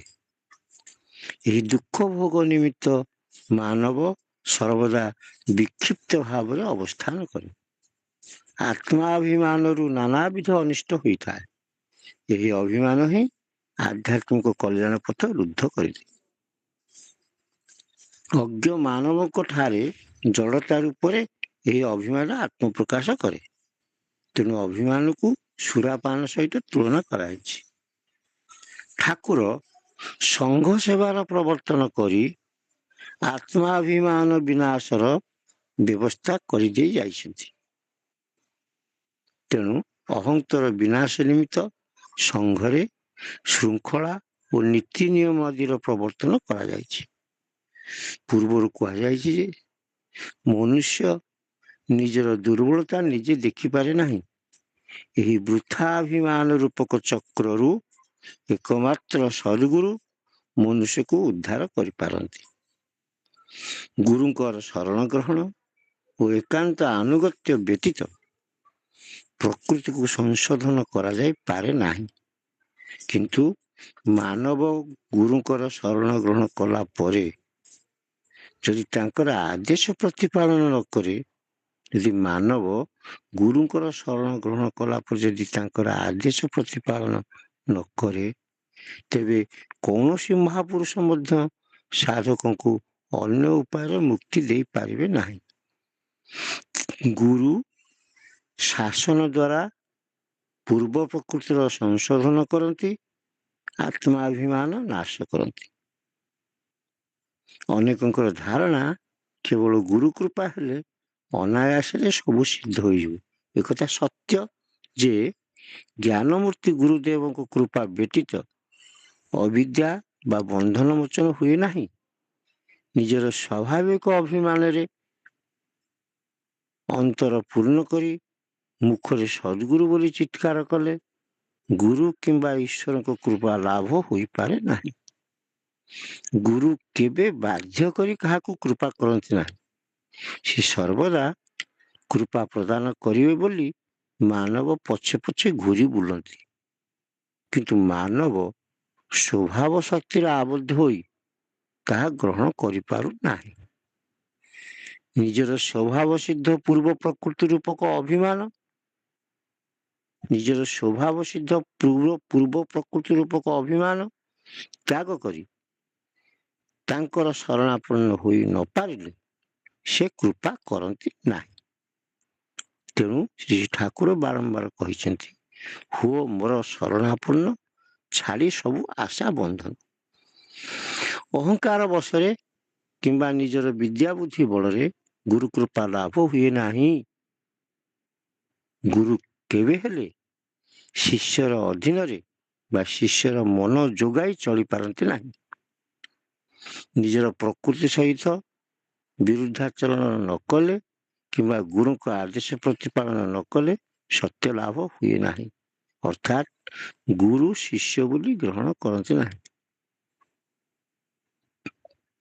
ଗୁରୁଙ୍କର ଆଦେଶ ମାନିବା ନ ମାନିବା, ପାଳନ କରିବା ନ କରିବା ଜୀବର ସ୍ୱାଧୀନ ଇଚ୍ଛା ଉପରେ ସମ୍ପୂର୍ଣ୍ଣ ନିର୍ଭର କରେ। ଶିଷ୍ୟ ନିଜର ବିବେକ ବଳରେ କଷ୍ଟ ସ୍ୱୀକାର କରି ନିଜର ପ୍ରକୃତି ବିରୁଦ୍ଧରେ ନ ଗଲେ ଗୁରୁ କୃପା କଲେ ମଧ୍ୟ ସେ ତାହା ଉପଲବ୍ଧି କରିପାରେ ନାହିଁ। ଶିଷ୍ୟ ନିଜର ବିବେକ ବଳରେ କଷ୍ଟ ସ୍ୱୀକାର କରି ନିଜର ପ୍ରକୃତି ବିରୁଦ୍ଧରେ ନ ଗଲେ ଗୁରୁ କୃପା କଲେ ମଧ୍ୟ ସେ ତାହା ଉପଲବ୍ଧି କରିପାରେ ନାହିଁ। ସୁତରାଂ କୃପା ଉପଲବ୍ଧି ଓ ଧାରଣ କରିବା ନିମିତ୍ତ ପ୍ରଥମେ ମନୁଷ୍ୟତ୍ୱର ସାଧନ ଆବଶ୍ୟକ। ଶ୍ରୀକୃଷ୍ଣ ଅର୍ଜୁନକୁ ଉପଦେଶ ପ୍ରଦାନ ଶେଷରେ କହିଲେ, ହେ ଅର୍ଜୁନ, ତୁମେ ଯେବେ ଅହଙ୍କାର ବଶତଃ ମୋ କଥା ନ ମାନିବ ତେବେ ତୁମେ ସ୍ୱଭାବତଃ ବିନଷ୍ଟ ହେବ। ପ୍ରକୃତ ଗୁରୁ ଶିଷ୍ୟ ସମ୍ପର୍କ ସ୍ଥାପିତ ହୋଇସାରିବା ପରେ ଯାଇ ସାଧନ ନିରତ ହେବ। ଗୁରୁ ଶିଷ୍ୟ ସମ୍ପର୍କ ସ୍ଥାପିତ ହେଲା ପରେ ଯାଇ ସାଧନ ନିରତ ହେବ। ଗୁରୁଙ୍କ କାର୍ଯ୍ୟ ଶିଷ୍ୟକୁ ସଂଶୋଧନ କରିବା। ଶିଷ୍ୟକୁ ଶାସନ କରି ଶୁଦ୍ଧ ନ କଲେ ତାହାର ମୁକ୍ତି ହୁଏ ନାହିଁ। ଶିଷ୍ୟକୁ ଉଦ୍ବେଗ ପ୍ରଦାନ କରି ଚେତନ କରିବା ଓ ଶ୍ରମ ରୂପକ ଅଗ୍ନିରେ ପକାଇ ଖାଣ୍ଟି ସୁନାରେ ପରିଣତ କରିବା ଏବଂ ଶିଷ୍ୟର ଆଳସ୍ୟଜଳତାକୁ ପ୍ରଶ୍ରୟ ନ ଦେଇ ବିନାଶ କରିବା ଗୁରୁଙ୍କର କାର୍ଯ୍ୟ। ତେଣୁ ଗୁରୁଙ୍କୁ ପିତା ବୋଲି କୁହାଯାଏ। ଶିଷ୍ୟର ପ୍ରକୃତିକୁ ପ୍ରଶ୍ରୟ ଦେବା ଗୁରୁଙ୍କର କର୍ତ୍ତବ୍ୟ ନୁହେଁ। ଶିଷ୍ୟର ଦୋଷ ତ୍ରୁଟି ପ୍ରଦର୍ଶନ କରି ତାହାର ପୂର୍ବ ପ୍ରକୃତି ସହିତ ସର୍ବଦା ବିରୁଦ୍ଧାଚରଣ କରିବା ଗୁରୁଙ୍କର କର୍ତ୍ତବ୍ୟ। ଗୁରୁ କିମ୍ବା ମହାପୁରୁଷ ମାନେ କେବେ ହେଲେ କାହାକୁ ଉପଯାଚକ ହୋଇ ଉପଦେଶ ପ୍ରଦାନ କରନ୍ତି ନାହିଁ। ଉପଯାଚକ ହୋଇ କାହାକୁ କିଛି ଉପଦେଶ ପ୍ରଦାନ କରିବାକୁ ଗଲେ ସେଥିରେ ଉପଦେଷ୍ଟାଙ୍କର ବିଶେଷ କ୍ଷତି ହୁଏ। ଶିଷ୍ୟ କିମ୍ବା ସେବକ ନିଜ ଚେଷ୍ଟାରେ ଆଗ୍ରହାନ୍ୱିତ ହୋଇ ଗୁରୁ କିମ୍ବା ମହାପୁରୁଷଙ୍କୁ ବିନୀତ ଭାବରେ ପ୍ରଶ୍ନ କଲେ ସେଭଳି ପ୍ରଶ୍ନର ଉତ୍ତରରେ ଶିଷ୍ୟ ବା ସେବକଙ୍କୁ ସ୍ଥାୟୀ ଫଳ ମିଳେ। ଅନ୍ୟଥା ଶିଷ୍ୟମାନେ ଉପଦେଶର ମର୍ଯ୍ୟାଦା ରକ୍ଷା କରିପାରନ୍ତି ନାହିଁ। ଗୁରୁ କେବଳ ଶିଷ୍ୟମାନଙ୍କର ପ୍ରଶ୍ନ ଶୁଣି ଯେ ସବୁ କ୍ଷେତ୍ରରେ ଉତ୍ତର ପ୍ରଦାନ କରନ୍ତି ଏପରି ନୁହେଁ। ସେ ଶିଷ୍ୟର ଆଗ୍ରହ ପରୀକ୍ଷା କରି ତାହାର ଅକପଟ ଭାବ ବୁଝିଲେ ଯାଇ ଉପଦେଶ ପ୍ରଦାନ କରନ୍ତି। ଶିଷ୍ୟ ବା ସେବକମାନଙ୍କର ଅକପଟ ଭାବ ନ ବୁଝି କିମ୍ବା ଅଧିକାର ଅନଧିକାର ବିଚାର ନ କରି ଉପଦେଶ ଦେଲେ କିଛି ଫଳ ହୁଏ ନାହିଁ।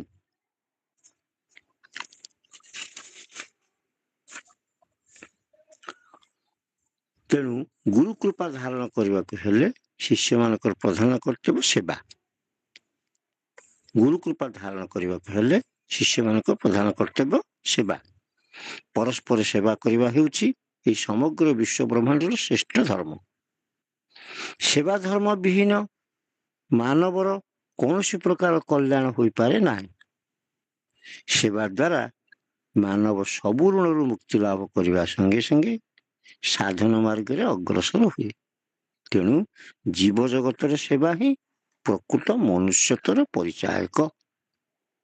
ମାନବ ପରିଶ୍ରମ କରି ଯେଉଁ ଅର୍ଥ ଅର୍ଜନ କରନ୍ତି ଅପରାପର ଜୀବଜଗତର ସେବା ନିମିତ୍ତ ତାହା ନିଃସ୍ୱାର୍ଥ ଭାବରେ ପ୍ରଦାନ କରିବାର ନାମ ଯଜ୍ଞ। ନିଜର ଆତ୍ମୀୟମାନଙ୍କ ନିମିତ୍ତ ଯାହା ଦାନ କରାଯାଏ ସମ୍ପୂର୍ଣ୍ଣ ସ୍ୱାର୍ଥ ବିଜଡ଼ିତ ଥିବାରୁ ତାହା ଯଜ୍ଞ ବା ଦାନ ଫଳବାଚ୍ୟ ନୁହେଁ। ବିନା ପରିଶ୍ରମରେ ପ୍ରାପ୍ତ ବା ଅନ୍ୟାୟ ଉପାର୍ଜିତ ଅର୍ଥ ଦାନ କରିବା ଦ୍ୱାରା ଯେଉଁ ଦାନ ଯଜ୍ଞର ଅନୁଷ୍ଠାନ ହୁଏ ତଦ୍ୱାରା ଦୁଃଖ ପତନ ଘଟେ। ପୁନଶ୍ଚ ଯାହାର ଯାହା ପ୍ରୟୋଜନ ନୁହେଁ ତାଙ୍କୁ ସେପରି ଦ୍ରବ୍ୟ ଦାନ କରିବା ଯଜ୍ଞ ବା ସେବା ପଦବାଚ୍ୟ ନୁହେଁ। ଯାହାର ଯାହା ଦରକାର ନୁହେଁ ତାକୁ ଦବା, ଏଟା ଯଜ୍ଞ ନୁହେଁ କି ସେବା ନୁହେଁ। ଧନୀମାନଙ୍କୁ ଧନ ଦାନ, ଋଷି ବା ସନ୍ନ୍ୟାସୀମାନଙ୍କୁ ସମ୍ପତ୍ତି ଦାନ ପ୍ରଭୃତି ଯଜ୍ଞ ପଦବାଚ୍ୟ ନୁହେଁ। ଧନୀମାନଙ୍କୁ ଧନ ଦାନ, ଋଷି ସନ୍ନ୍ୟାସୀମାନଙ୍କୁ ସମ୍ପତ୍ତି ଦାନ ଯଜ୍ଞ, ଏଗୁରା ସବୁ ଯଜ୍ଞ ନୁହେଁ। ରୋଗୀକୁ ଔଷଧ, ନିର୍ଧନକୁ ଧନ ଦାନ, ଉପଦେଶ ପ୍ରାର୍ଥୀକୁ ଉପଦେଶ ଦାନ ହିଁ ଯଜ୍ଞ ପଦବାଚ୍ୟ। ସଂଘ ସେବା ମଧ୍ୟରେ ଏହି ଯଜ୍ଞ କ୍ରିୟା ନିହିତ ଅଛି।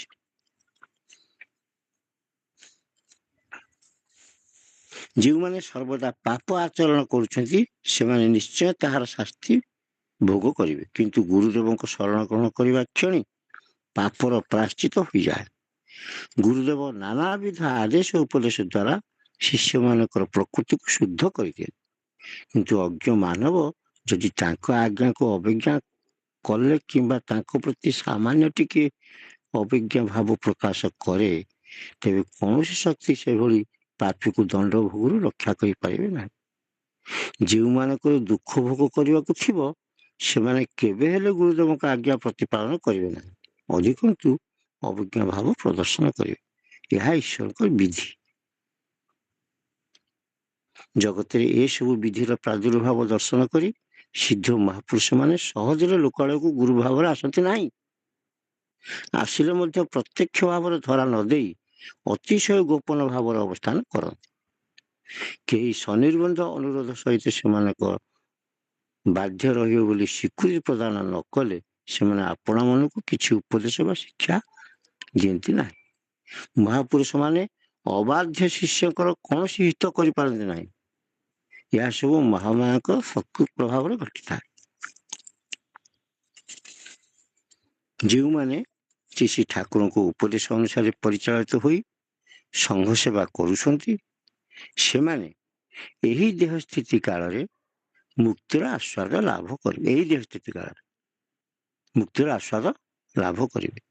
ଠାକୁର ସଂଘ ସେବା ଭିତରେ ପ୍ରକୃତି ସଂଶୋଧନର ନିଗୁଢ଼ ସାଧନା ପ୍ରଦର୍ଶନ କରିଛନ୍ତି।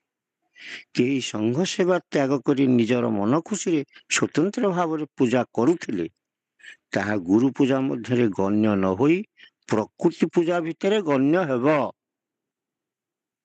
କେହି ସଂଘ ସେବା ତ୍ୟାଗ କରି ନିଜ ମନ ଖୁସିରେ ସ୍ୱତନ୍ତ୍ର ଭାବରେ ପୂଜା କରୁଥିଲେ ତାହା ଗୁରୁ ପୂଜା ମଧ୍ୟରେ ଗଣ୍ୟ ନ ହୋଇ ପ୍ରକୃତି ପୂଜା ଭିତରେ ଗଣ୍ୟ ହେବ।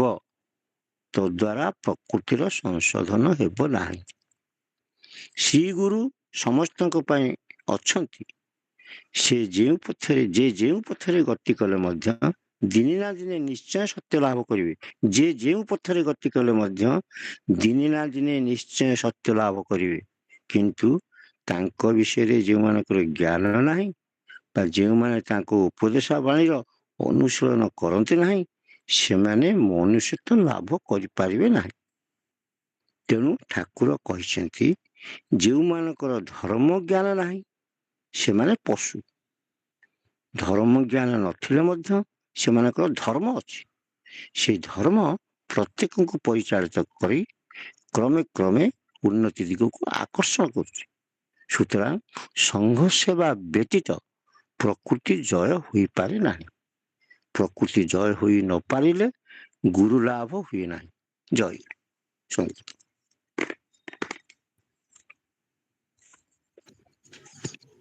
ଜୟ।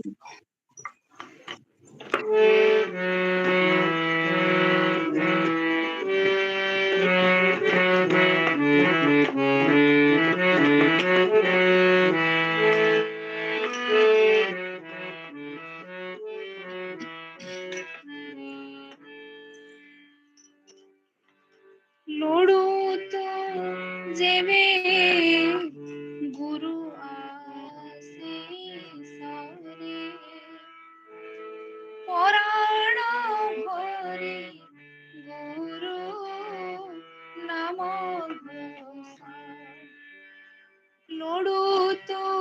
ଯେବେ ଗୁରୁ ଆଶିଷରେ ପରାଣ ଭରି ଗୁରୁ ନାମ ଘୋଷ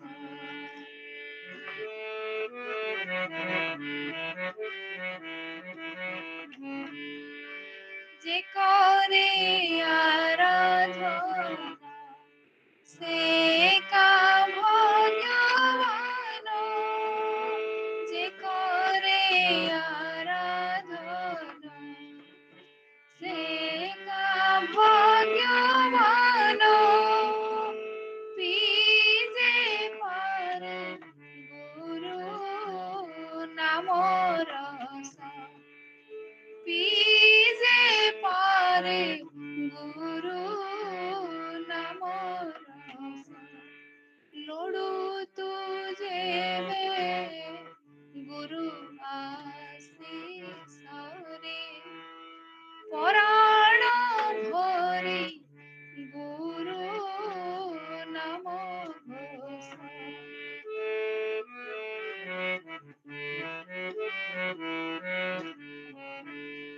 জনা যোড়ি কর গুরু করুণা কর জনা যোড়ি কর গুরু করুণা কর ধন জন মানরে তুন রস ধন জন মানরে তুন রস লোড়ু তু যেবে গুরু আশিষরে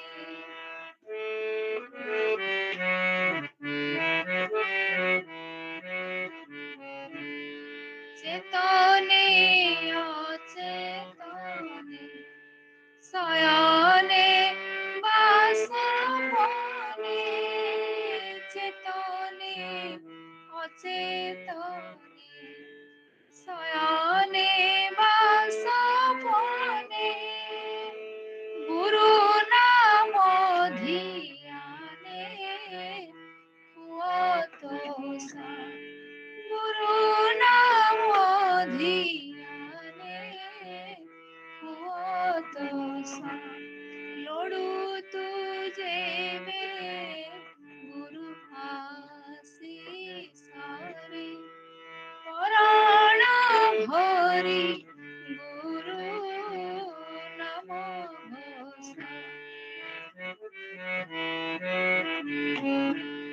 শুনি গুরু প্রসঙ্গ কররে সাধু সঙ্গ শুনি গুরু প্রসঙ্গ কররে সাধু সঙ্গ গুরু প্রেম নিরত রঙ্গে ভাষা গুরু প্রেম নিরত রঙ্গে ভাষা লোড়ু তু যেবে গুরু আশিষরে পরাণ ভরি গুরু নাম ঘোষ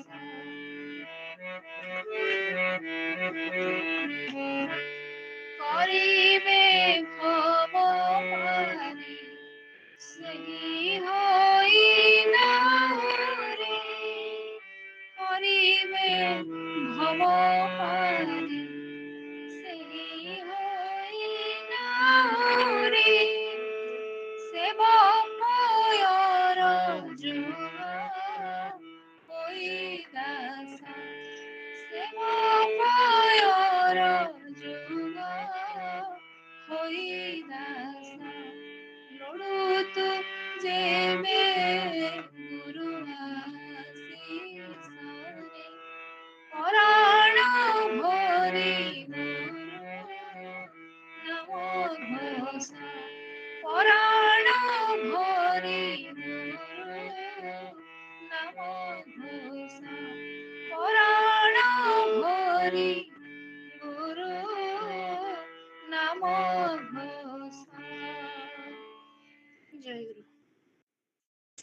ଜୟ ଗୁରୁ ଶ୍ରୀ ଶ୍ରୀ ଗୁରୁ ଗୀତା ଶ୍ଲୋକ 11 ଗୁରୁପାଦୋଦକଂ ସମ୍ୟକ୍ ସଂସାରାର୍ଣ୍ଣବତାରଣଂ ଅଜ୍ଞାନ ମୂଳହରଣଂ ଜନ୍ମ କର୍ମ ନିବାରକଂ ଜ୍ଞାନ ବୈରାଗ୍ୟ ସିଦ୍ଧ୍ୟର୍ଥଂ ଗୁରୁପାଦୋଦକଂ ପିବେତ୍। ଗୁରୁଦେବଙ୍କ ପାଦୋଦକ ମାନବକୁ ସଂସାର ରୂପ ସମୁଦ୍ରରୁ ସମ୍ୟକ ରୂପେ ତ୍ରାଣ କରିଥାଏ। ଗୁରୁଦେବଙ୍କ ପାଦୋଦକ ପାନ କଲେ ମାନବ ଜ୍ଞାନ ବୈରାଗ୍ୟରେ ସିଦ୍ଧି ଲାଭ କରିଥାଏ।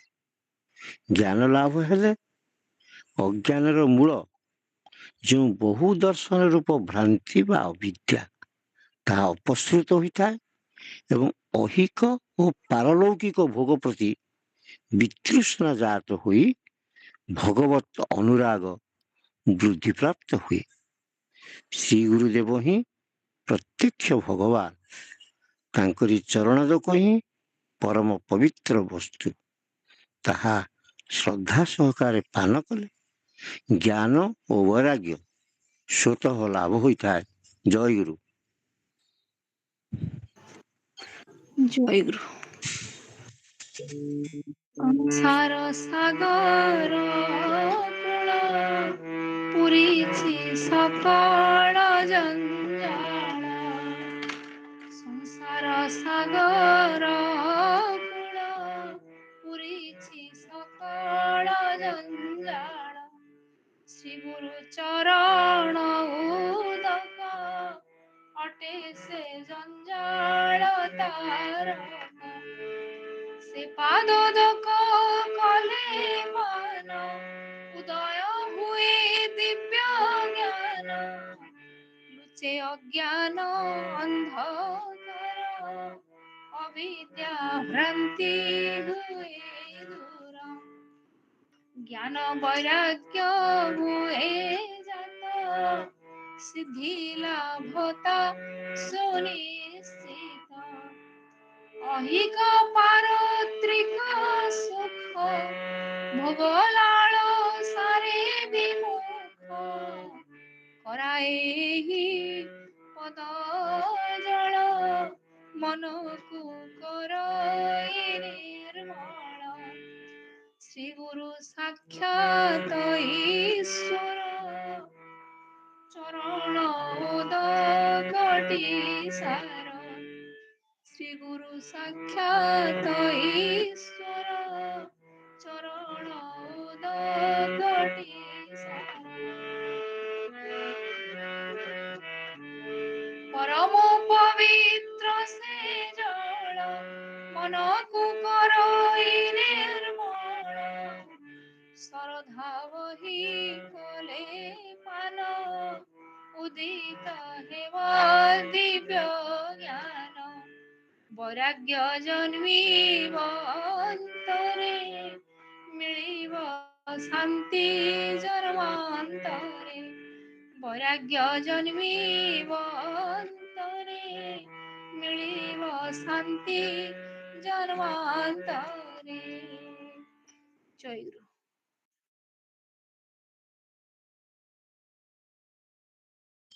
ଜୟ ଗୁରୁ। ବର୍ତ୍ତମାନ ଆମର ସଂକ୍ଷିପ୍ତ ଭାବ ବିନିମୟ କାର୍ଯ୍ୟକ୍ରମ ଆରମ୍ଭ ହେବ। ଆଜି ଆମର ବୀରବାଙ୍କ ଉପାସନ ଗିଟ୍ କଲୋନୀ ରସକୁଞ୍ଜ ପାଠଚକ୍ରର ଅନୁଷ୍ଠାନ ହେଉଛି। ଆଉ ଠାକୁର ମହାରାଜ ତାଙ୍କର ଗୁଳାସନରେ ଉପବେଶନ କରୁଛନ୍ତି। ପରିଚାଳକ ମହୋଦୟ ଏବଂ ଭକ୍ତମାନେ ସମସ୍ତେ ବିଭିନ୍ନ ସ୍ଥାନରେ ଥାଇ ମନ ଠାକୁରଙ୍କ ପାଖରେ ଏବଂ ଭାଇଙ୍କ ପାଖରେ ନିବିଷ୍ଟ କରି ସମସ୍ତ ଶ୍ରବଣ କରୁଛନ୍ତି। ବର୍ତ୍ତମାନ ଆମର ଯାହା ସବୁ ଶାସ୍ତ୍ର ପାଠ ହେଲେ ସେ ବିଷୟରେ ଆମେ ସଂକ୍ଷିପ୍ତ ଭାବ ବିନିମୟ ପରିବେଷଣ କରିବା। ପ୍ରଥମେ ଆମର ରସକୁଞ୍ଜ ପାଠଚକ୍ରର ସମ୍ପାଦକ ବୀର ଭାଇଙ୍କୁ ମୁଁ ଅନୁରୋଧ କରୁଛି ସେ ଭାବ ବିନିମୟ ପରିବେଷଣ କରନ୍ତୁ। ଜୟ ଗୁରୁ। ବୀର ଭାଇ।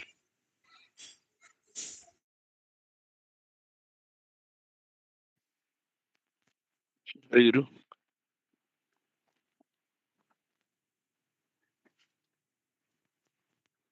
ପରମାରାଧ୍ୟାତମ ପ୍ରାଣର ଠାକୁର ମାନ୍ୟ ପରିଚାଳକ ମହୋଦୟ, ସଭାପତି ମହୋଦୟ, ଉପସ୍ଥିତ ଅନଲାଇନରେ ଉପସ୍ଥିତ ସମସ୍ତ ଭକ୍ତ ଭାଇ ଓ ମା ମାନେ, ଠାକୁରଙ୍କର ଅଶେଷ କୃପା ଆଜି ଏହି ରସକୁଞ୍ଜ ପାଠଚକ୍ର ଅଧିବେଶନ ଆମ ଗୃହାସନରେ ଅନୁଷ୍ଠିତ ହେଉଅଛି।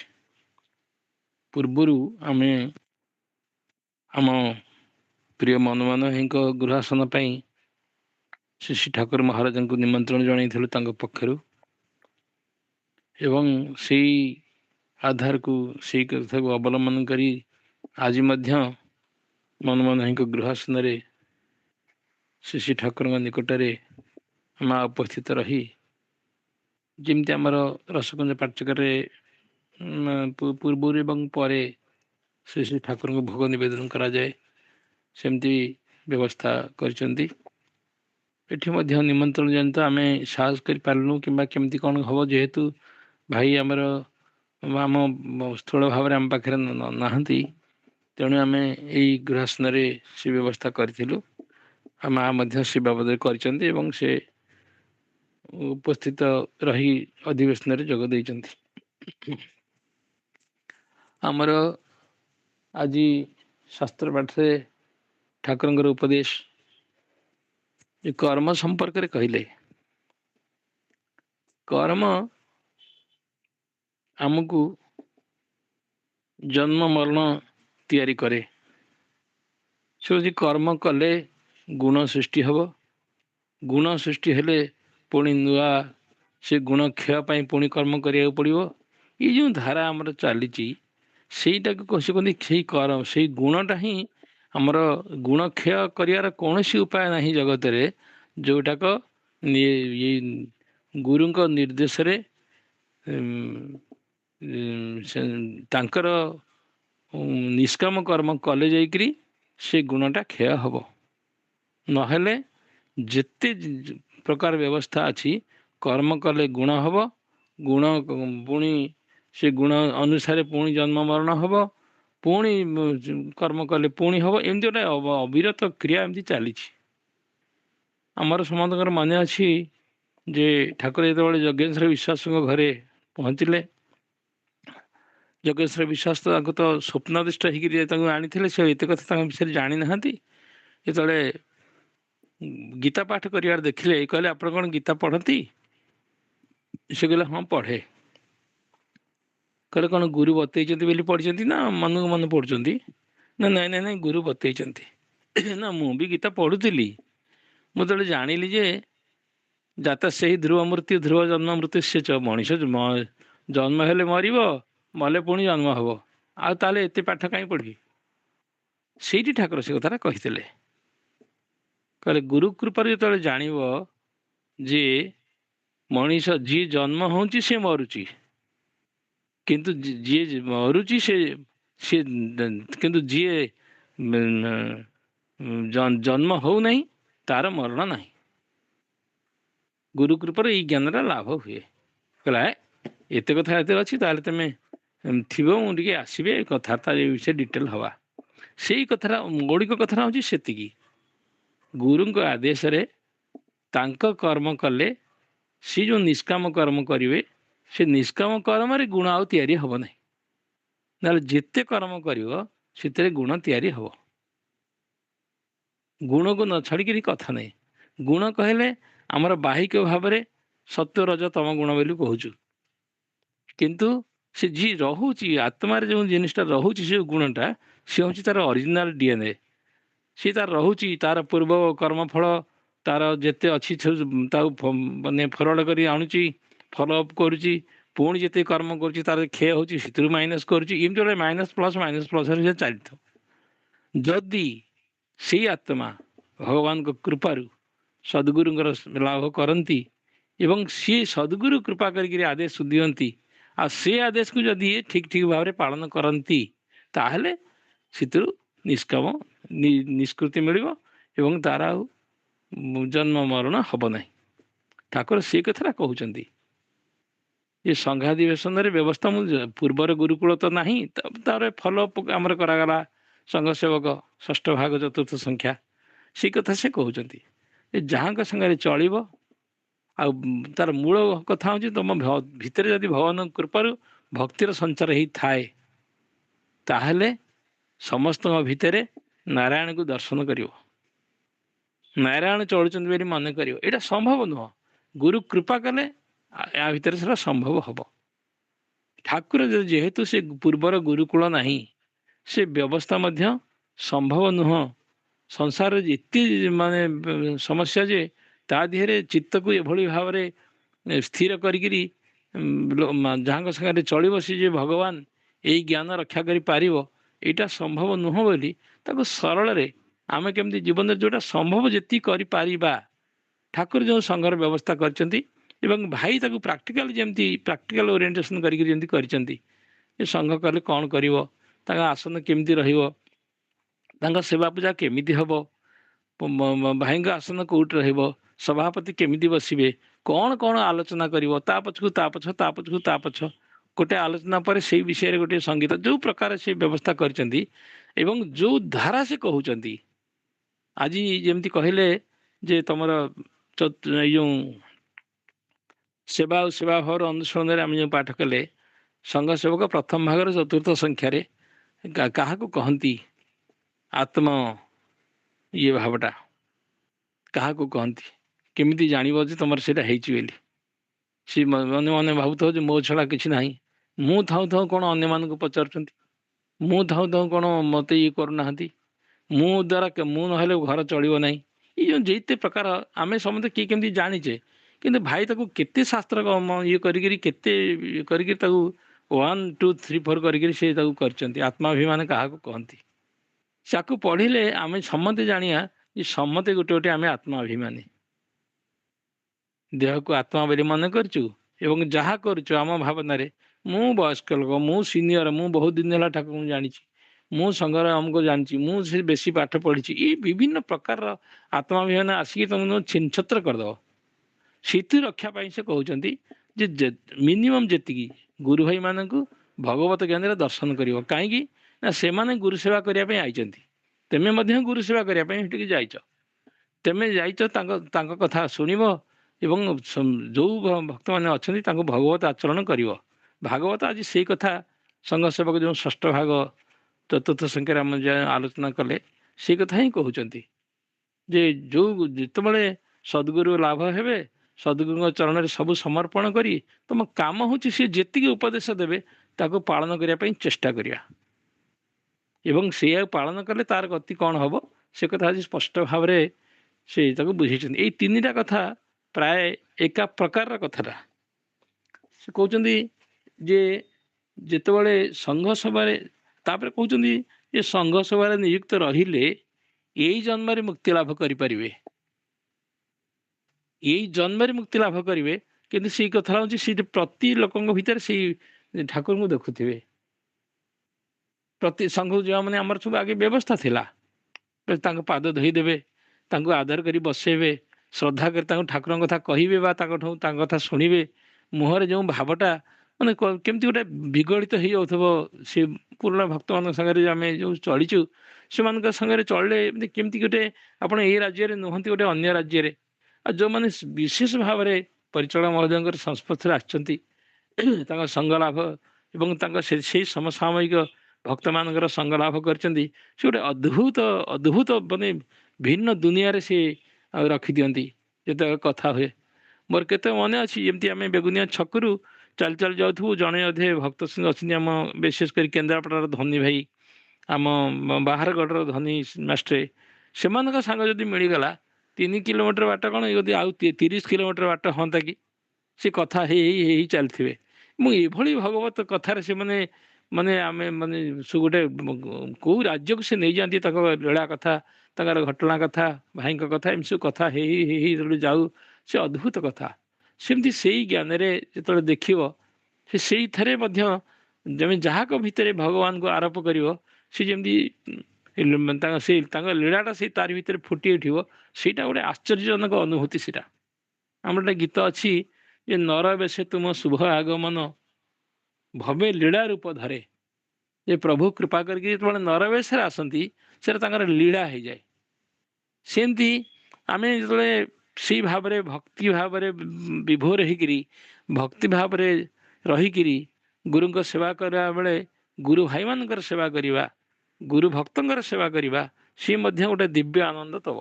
ଏବଂ ସିଏ ଯେ ଭଗବାନ, ସେଇ ଯେ ତାଙ୍କ ଜରିଆରେ ମଧ୍ୟ ପ୍ରଭୁ ଆମକୁ ଏମିତି ଉପଦେଶ ଦେଲେ କି ଏମିତି କଥା କହିଲେ କି କରେକ୍ସନ୍ କରେଇଲେ, ଏଇଟା ଗୋଟେ ବୋଧ ହବ।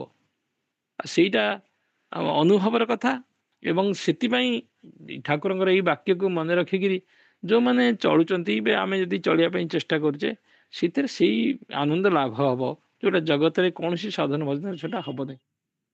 ବାରମ୍ବାର କରି କହୁଛନ୍ତି ଆଜି ଆମର ଯେଉଁ ଶ୍ରୀଧର ସ୍ୱାମୀ ଯେମିତି ଭାବରେ ବ୍ୟାଖ୍ୟା କରିଛନ୍ତି ଶ୍ରୀମଦ୍ ଭାଗବତକୁ, ଏଇସବୁ କଥା ହିଁ କହୁଛନ୍ତି ଯେ ଭଗବତ ଭାବରେ ବିଭୋର ରହି ଭକ୍ତିର ସହିତ ଗୁରୁଦେବଙ୍କୁ ଏବଂ ଗୁରୁଙ୍କ ଭକ୍ତମାନଙ୍କୁ ଗୁରୁଜନ ବା ଗୁରୁ ଭାଇ ତୁମ ଗହଣେ ଥିଲେ ରହି ଗୁରୁଙ୍କ ସମ ତାଙ୍କୁ ମଣି ତାଙ୍କ ସେବା କରେ, ଯେମିତି ଯେଉଁ ଭାବରେ କହିଛନ୍ତି।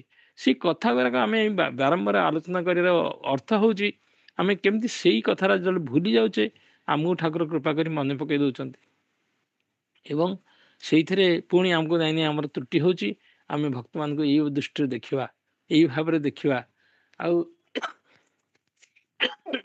ନିମାନ୍ଦି ଯେଉଁ ଲେଖିଛନ୍ତି ଭାବବିନୀ ଭିତରେ ଭାଇ କହିଛନ୍ତି ଯେ ଭକ୍ତଙ୍କୁ ଯଦି ତୁମେ ସଂସାରୀ ଜ୍ଞାନରେ ବା ବିଷୟ କଥାରେ ଆଲୋଚନା କରିବ ତାହେଲେ ସେ ଭକ୍ତଟାକୁ ତୁମେ ମାନେ ହରେଇବ। ଭଗବାନ କୃପା କରିକିରି କେତେ କଷ୍ଟ କରିକିରି ଭକ୍ତିରେ ତୁମକୁ ଦେଇଛନ୍ତି, ତାଙ୍କ ସାଙ୍ଗରେ ଭଗବତ କଥା କଥାବାର୍ତ୍ତା ହେବ, ଭଗବାନ ଜ୍ଞାନରେ ତାଙ୍କ ସେବା କରିବ, ଏଇସବୁ କଥା କରିବା ପାଇଁ ଦେଇଛନ୍ତି। ସେ ମାନେ ଜଗତରେ କେତେ ଲୋକ, କୋଟି କୋଟି ଲୋକ,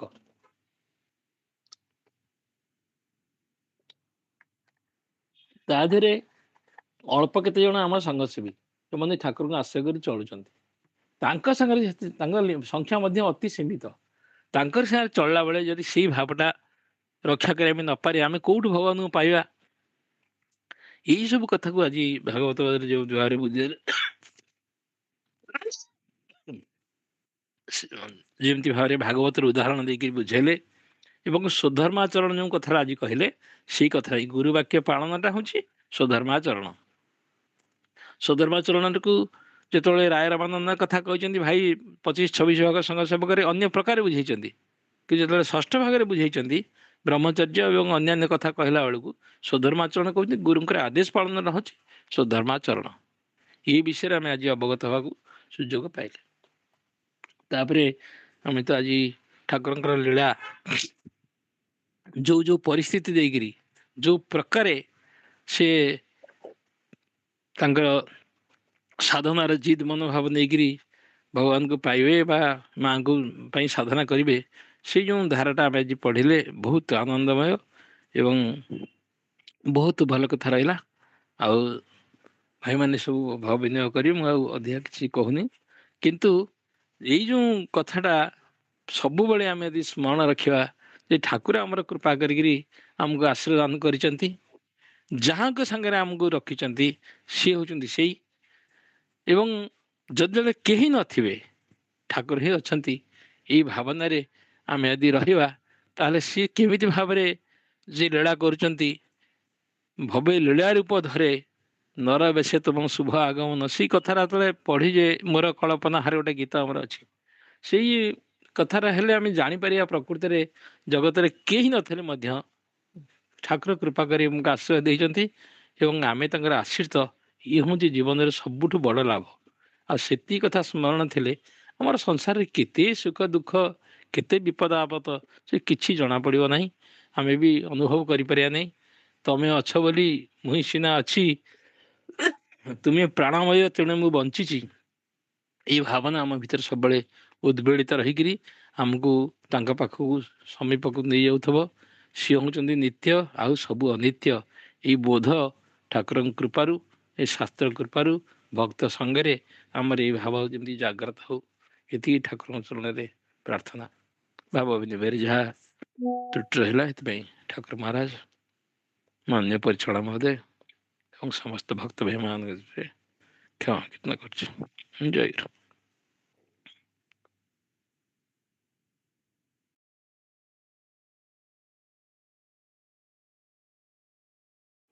ପତି ଭାଇ ଅଛନ୍ତି ଟି? ହଁ ହଁ ଅଛନ୍ତି। ଆଉ ପତ୍ନୀକୁ ଅନୁରୋଧ କରୁଛି ସେ ତାଙ୍କର ଭାବ ବିନିମୟ ସଂକ୍ଷିପ୍ତ ଭାବରେ ପରିବେଷଣ କରିବେ। ଜୟ ଗୁରୁ। ପତି ଭାଇ।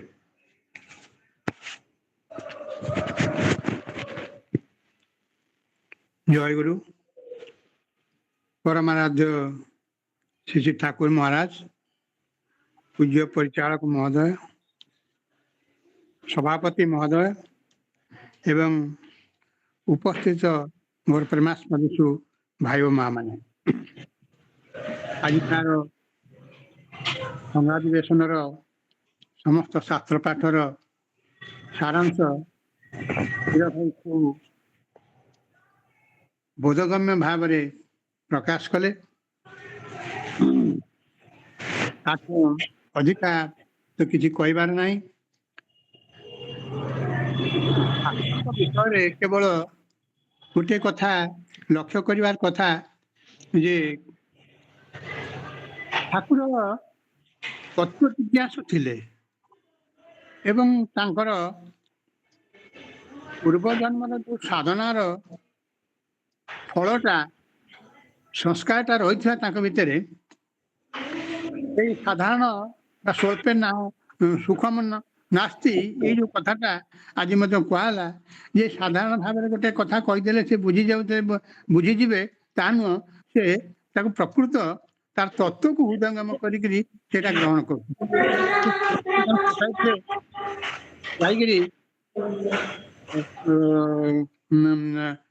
स्त्री वियोग पर जो थियोसॉफिकल सोसाइटी जाकर सांगरे मीडिया द्वारा मीडियम द्वारा कथा हेले किंतु से से तांकर मन बुझिला नहीं जे ये से जो कथा तांको तो कौन दर्शन करियो नहीं बा सी कहूँ भी कि अन्य के कहूँ तार तो सठिकता जना ना किंतु केते गुड़े तांकर जो गुड़ाक गोपनीय कथा मध्य से उत्तर पाइले तथापि मन बुझिला नहीं जे नहीं या पर केमिति तांकर प्रकृत दर्शन मिलिबो से कथाटा को गोटे गोटे जिनस को तांकर गोटे इच्छा को से केंद्रीभूत करी से साधनार स्तर को चलिए तेणु से कहले जे गोटे इच्छा यदि आम तीव्र भाव में समस्त इच्छा गोटे केंद्रीभूत करा जाए ताहले निश्चय सेटा फलवती हे जो पूर्णानंद स्वामी पाखे पहुँचिकी तांकर एटा गोटे माने अनेक समय लज्जास्कर हो पारे किंतु जे तांकर प्राणर आवेदन जे से कथाटा निसंकोच भाव में तांको प्रकाश कले जे मु ब्रह्म विद्या बा ज्ञान अर्जन करने को चाहे नहीं मु केवल चाहे मोर से परलोक गता स्त्री को पाइबा को से सांगे पूर्णानंद सांगे जो आलोचना ता तो डिटेल से जहाँ नारायण देवी कहले से कथा ठाकुर प्रकाश करना किंतु जो कथा को माने नहीं से साधना पुणी कले पूर्णानंद स्वामी कहले जे तुमर स्त्री हेले से छाया आ महाशक्ति हेले काया तुम्हें ये छाया को पछे नगड़े महाशक्ति साधना कर से बेले चिंता कले महाशक्ति को पाइबार मोर आवश्यकता नहीं किंतु स्त्री को पाइया को हेले महाशक्तिर साधनाटा करवा हेले करी तेणु तांको भितर जो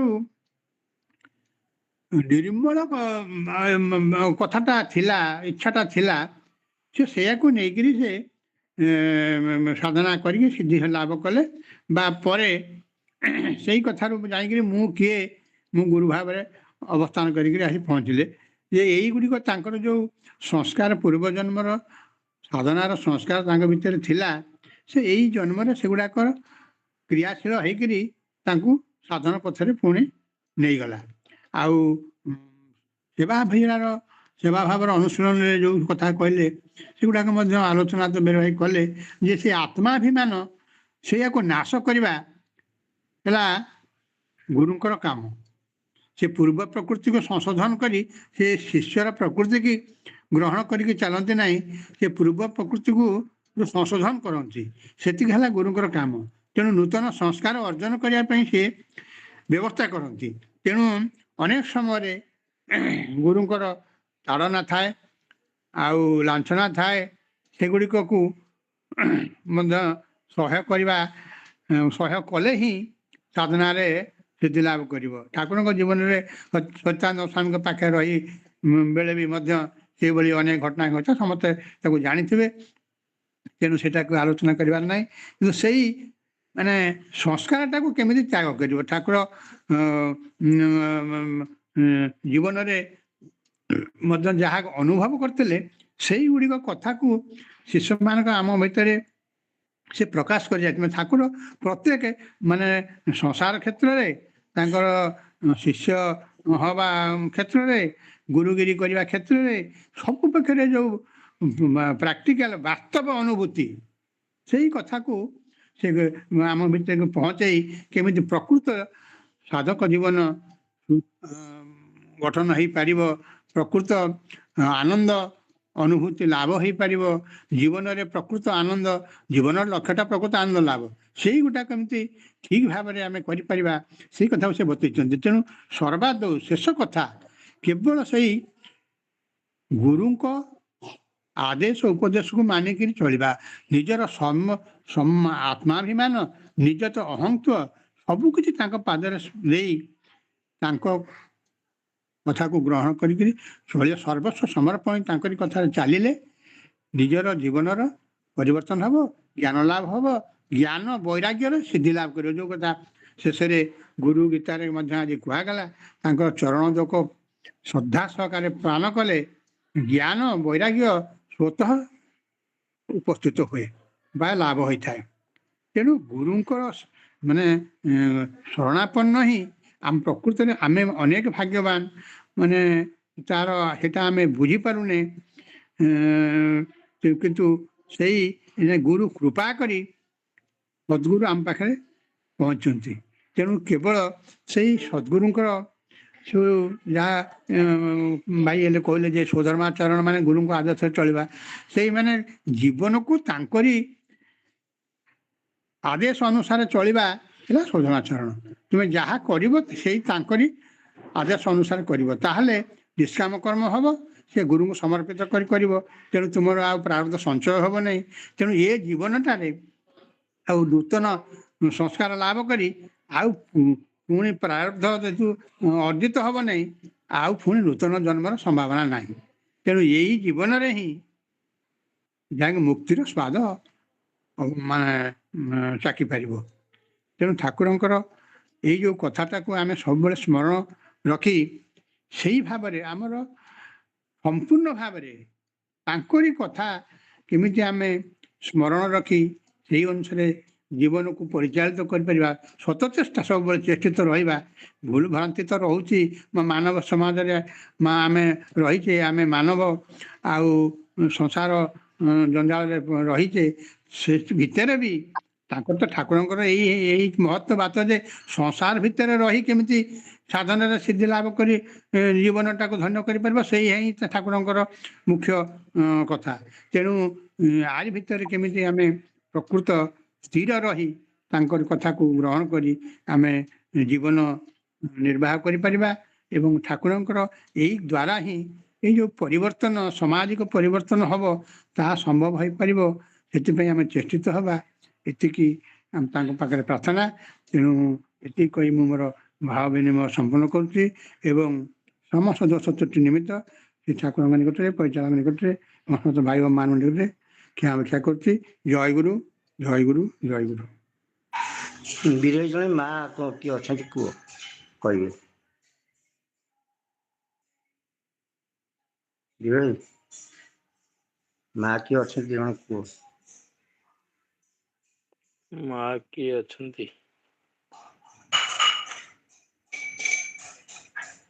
ମା ତ ସମିଲା ମା ଅଛନ୍ତି। ଆଉ ସମିଳା ମା ଟିକେ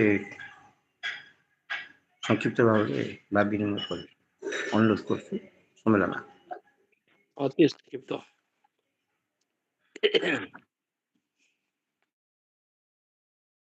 ଜୟଗୁରୁ।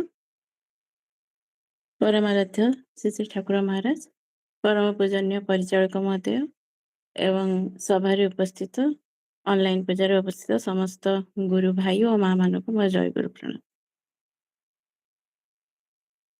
ଆଜି ତ ବହୁତ ଭଲ ଜିନିଷ ପଢା ହେଲା, କିନ୍ତୁ ଆଉ ସମୟ ତ ଅଭାବ। ଆଉ ଭାଇମାନେ ତ ବହୁତ ଭଲରେ ସବୁ ଆଲୋଚନା କରିସାରିଲେଣି। ଯେ ଆଜି ପୁରା ସବୁଟାକୁ ଦେଖିଲେ ଆମେ ଏତିକି ଜାଣିବା ଯେ ଆଜି ଆମକୁ କର୍ମ ଉପରେ କୁହାହେଲା, କର୍ମଯୋଗ ଉପରେ। ଆଉ ସେଇ କର୍ମଯୋଗ ପରେ ତାକୁ କେମିତି ଆମେ ପାଳନ କରିବା, ସେଇଟା ସେବା ଓ ସେବା ଭାବରେ ବୁଝା ହେଲା। କର୍ମଯୋଗରେ ତ ଭାଇ କହିଲେ ଯେମିତି ସବୁ ପଢା ହେଇଛି, କେମିତି ଆମେ କର୍ମକୁ ଆମେ ପରିତ୍ୟାଗ କରିବା କହିଦେଲେ କର୍ମ ପରିତ୍ୟାଗ ହୁଏନି। ଆମେ କାୟିକ କର୍ମ ପରିତ୍ୟାଗ କଲେ ବି ଆମର ମାନସିକ କର୍ମ ବି ଥାଏ, ଆଉ ତାର ସେଇଥିରେ ହିଁ ବି ତାର ଫଳ ଥାଏ। ସେଇ କର୍ମର ଫଳାଫଳ ଉପରେ ଆମର ଜନ୍ମ ଜନ୍ମର ଯିବା ଆସିବା ଚାଲିଛି, ଏ ବିଷୟରେ ତ କୁହାହେଇଛି। ସେଥିପାଇଁ କୁହାହେଲା ଯେ ଆମେ ଆସକ୍ତି ଶୂନ୍ୟ ହୋଇ କେମିତି କର୍ମ କରିବା।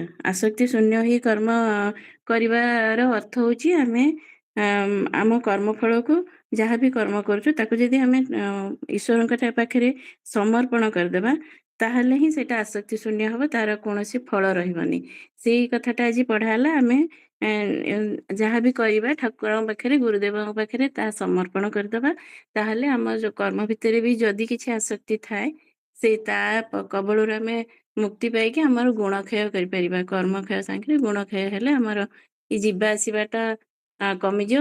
ଆମେ ଗୋଟେ ଜନ୍ମ ଭିତରେ ମୁକ୍ତି ଲାଭ କରିପାରିବା, କି ଠାକୁରଙ୍କ ପାଖକୁ ଯାଇପାରିବା। ସେଇ କଥାଟା ପୁଣି ସେବା ସେବା ଭାବରେ ବି କୁହାହେଲା। ଯେ ସେବା ଆତ୍ମାଭିମାନ କଣ, ସେଇ ବିଷୟରେ କୁହାହେଲା। ଆଉ ତା ପୂର୍ବରୁ ତ ସ୍ୱଧର୍ମାଚରଣରେ ବି ସେଇ କଥାଟା କୁହାହେଇଥିଲା। ମୋଟ ଉପରେ ଆଜି ଟୋଟାଲି ଆମ କିଭଳି କର୍ମ କରିବା ଆଉ କେମିତି ଆମେ ଠାକୁରଙ୍କୁ ନେଇକି କର୍ମ କରିବା, ସେବା କରିବା, ସେଇ ବିଷୟରେ ପଢା ହେଲା। ଆତ୍ମାଭିମାନ ବିଷୟରେ ତ ପଢା ହେଲା, ଯେ 9ଟା କଥା ପଢା ହେଲା। କଣ କଣ ଆତ୍ମାଭିମାନ ଅଛି, ଯୋଉଟା କି ଆମର ସମସ୍ତଙ୍କର ଅଳ୍ପ ବହୁତ ରହୁଛି। ଆମେ ତାକୁ କେମିତି ସେଥିରୁ ଆମେ ନିବାରଣ କରିକି ଠାକୁରଙ୍କ ଉପଦେଶକୁ ପାଳିପାରିବା, ସେଇଟା ଆମେ ଚେଷ୍ଟା କରିବା। ଯେମିତି ମୁଁ ସବୁ ବୁଝିଛି, ମୋର ବହୁତ ଶକ୍ତି ଅଛି, ମୁଁ ଉଚ୍ଚ ବଂଶରେ ଜାତ। ତାପରେ କୁହାହେଲା ଯେ ମୁଁ ଯାହା କରୁଛି କେହି କରିପାରିବେନି, ମୋ ଭଳିଆ ବୁଦ୍ଧିମାନ କେହି ନାହାନ୍ତି, ମୁଁ ନଥିଲେ ଘର ଚଳିବନି। ମୁଁ ଯଦି ଏମିତି ମୋ ଭଳିଆ ଗୁଣୀ ଲୋକ କେହି ନାହାନ୍ତି। ଏଇସବୁ ଜିନିଷ ଯୋଉ ଅଛି, ସେଇଟାକୁ ଆମେ ସବୁବେଳେ ମନେ ରଖିବା। ଏଗୁଡା ହଉଛି ଆତ୍ମାଭିମାନ। ଆଉ ଆକୁ କେମିତି ଆମେ ବିନାଶ କରିକି ଆମ ଅହନ୍ତର ବିନାଶ କରିପାରିବା, ସେଥିପାଇଁ ହିଁ ଠାକୁର ସଂଘ ତିଆରି କରିଛନ୍ତି ବୋଲି କୁହାଯାଇଛି। ସଂଘର ନୀତି ନିୟମ ସେଥିପାଇଁ ପ୍ରବର୍ତ୍ତନ କରାଯାଇଛି। ସେଥିପାଇଁ କୁହାଯାଇଛି ତମେ ସମସ୍ତେ ସଂଘ ସେବୀ ହୁଅ। ସଂଘ ସେବୀ ହେଲେ ଯାହା ଜଣେ ଏକା ବୁଝିପାରୁନଥିବ ତାର କଣ ଭୁଲ ରହୁଛି, ଯଦି ସଂଘକୁ ଯିବ ଆଉ ସଂଘର ନୀତି ନିୟମ ଯୋଉ ହେଇଛି ତାକୁ ଯଦି ପାଳନ କରିବ, ତାହେଲେ ତାର ବହୁତ ଅଂଶରେ ଏଇ ଯୋଉ ଆତ୍ମାଭିମାନ ଲୋପ ପାଇଯିବ, ମାନେ ସୁଧାରି ପାରିବ ସିଏ। ସେଥିପାଇଁ ସେ ଗୁରୁଙ୍କ ଶରଣ ଗ୍ରହଣ ଏକାନ୍ତ ଆବଶ୍ୟକ। ଆମେ ଯଦି ଗୁରୁଙ୍କ ଶରଣ ଗ୍ରହଣ କରିକି ଖାଲି ଶରଣ ଗ୍ରହଣ କଲେ ହବନି, ତାଙ୍କ ବାକ୍ୟକୁ ମାନିବାକୁ ପଡିବ। ସେ ଯୋଉ ନୀତି ନିୟମ ପ୍ରବର୍ତ୍ତନ କରିଛନ୍ତି ତାକୁ ମାନିବାକୁ ପଡିବ। ତାହେଲେ ଆମର ଏଇ ଯୋଉ ଦୋଷ ଗୁଣ ଗୁଡା ରହୁଛି, ଆମେ ତାକୁ ସୁଧାରି ପାରିବା। ଆଉ ତା ଦ୍ୱାରା ଆମେ ଗୁରୁ କୃପା ଲାଭ କରିପାରିବା। ଶିଷ୍ୟ ନିଜର ବିବେକ ବଳରେ କଷ୍ଟ ସ୍ୱୀକାର କରି ନିଜର ପ୍ରକୃତି ବିରୁଦ୍ଧରେ ଗଲେ ହିଁ ଗୁରୁ କୃପା ଲାଭ ହୁଏ। ଆମେ ସହଜ ସରଳ ଭାବରେ ଆମେ ଯଦି ତାଙ୍କ ଆଦେଶ ପାଳିବା, ସେଇଥିରେ କିଛି ହବନି। ଆମକୁ ଯୋଉଟା କଷ୍ଟ ଲାଗୁଥିବ, ସେଇ କଷ୍ଟଟାକୁ ନିଜର ପ୍ରକୃତି ବିରୁଦ୍ଧରେ ଯାଇକି ଆମେ ଯଦି କରିବା, ତାହେଲେ କୃପା ଉପଲବ୍ଧି କରି କୃପା ତ ଠାକୁର ଗୁରୁ ସବୁବେଳେ କରନ୍ତି। ଆଜି ପଢା ହେଇଥିଲା, ସେ ଆମ ପଛେ ପଛେ ରହିଥାନ୍ତି ଗୁରୁ କୃପା କରିବା ପାଇଁ। କିନ୍ତୁ ଆମେ ସେ କୃପା ପାଇପାରୁନି କି ଉପଲବ୍ଧି କରିପାରୁନି। ସେ ଉପଲବ୍ଧିଟା କରିବା ପାଇଁ ଆମକୁ କଷ୍ଟ ସ୍ୱୀକାର କରିବାକୁ ପଡିବ। ନିଜ ପ୍ରକୃତି ବିରୁଦ୍ଧରେ ଯାଇକି, ଯୋଉଟା ମୋ ପ୍ରକୃତି ନୁହେଁ ଲାଗୁଥିବ, ଏଇଟା ବହୁତ କଷ୍ଟ, ଏଇଟା କରିପାରିବିନି, କିନ୍ତୁ ଯେହେତୁ ଗୁରୁ କହିଛନ୍ତି ତାଙ୍କୁ ଆମକୁ କଷ୍ଟ ସ୍ୱୀକାର କରି ଯଦି କରିବା, ତାହେଲେ ଆମେ ତାଙ୍କ କୃପା ପାଇପାରିବା। ଆଉ ତାହେଲେ ଗୁରୁ ଶିଷ୍ୟଙ୍କର ସମ୍ପର୍କ ସ୍ଥାପିତ ହବ। ଏଇ ସମ୍ପର୍କ ସ୍ଥାପିତ ହେଲା ପରେ ଜଣେ ଗୁରୁ ସେବା କରିବାକୁ ଉପଯୁକ୍ତ ହୁଏ। ସେଇଥିପାଇଁ ଗୁରୁ ଏଇ ସବୁ ଜିନିଷ ଗୁଡା ହେବ କେବଳ ସେବା କଲେ।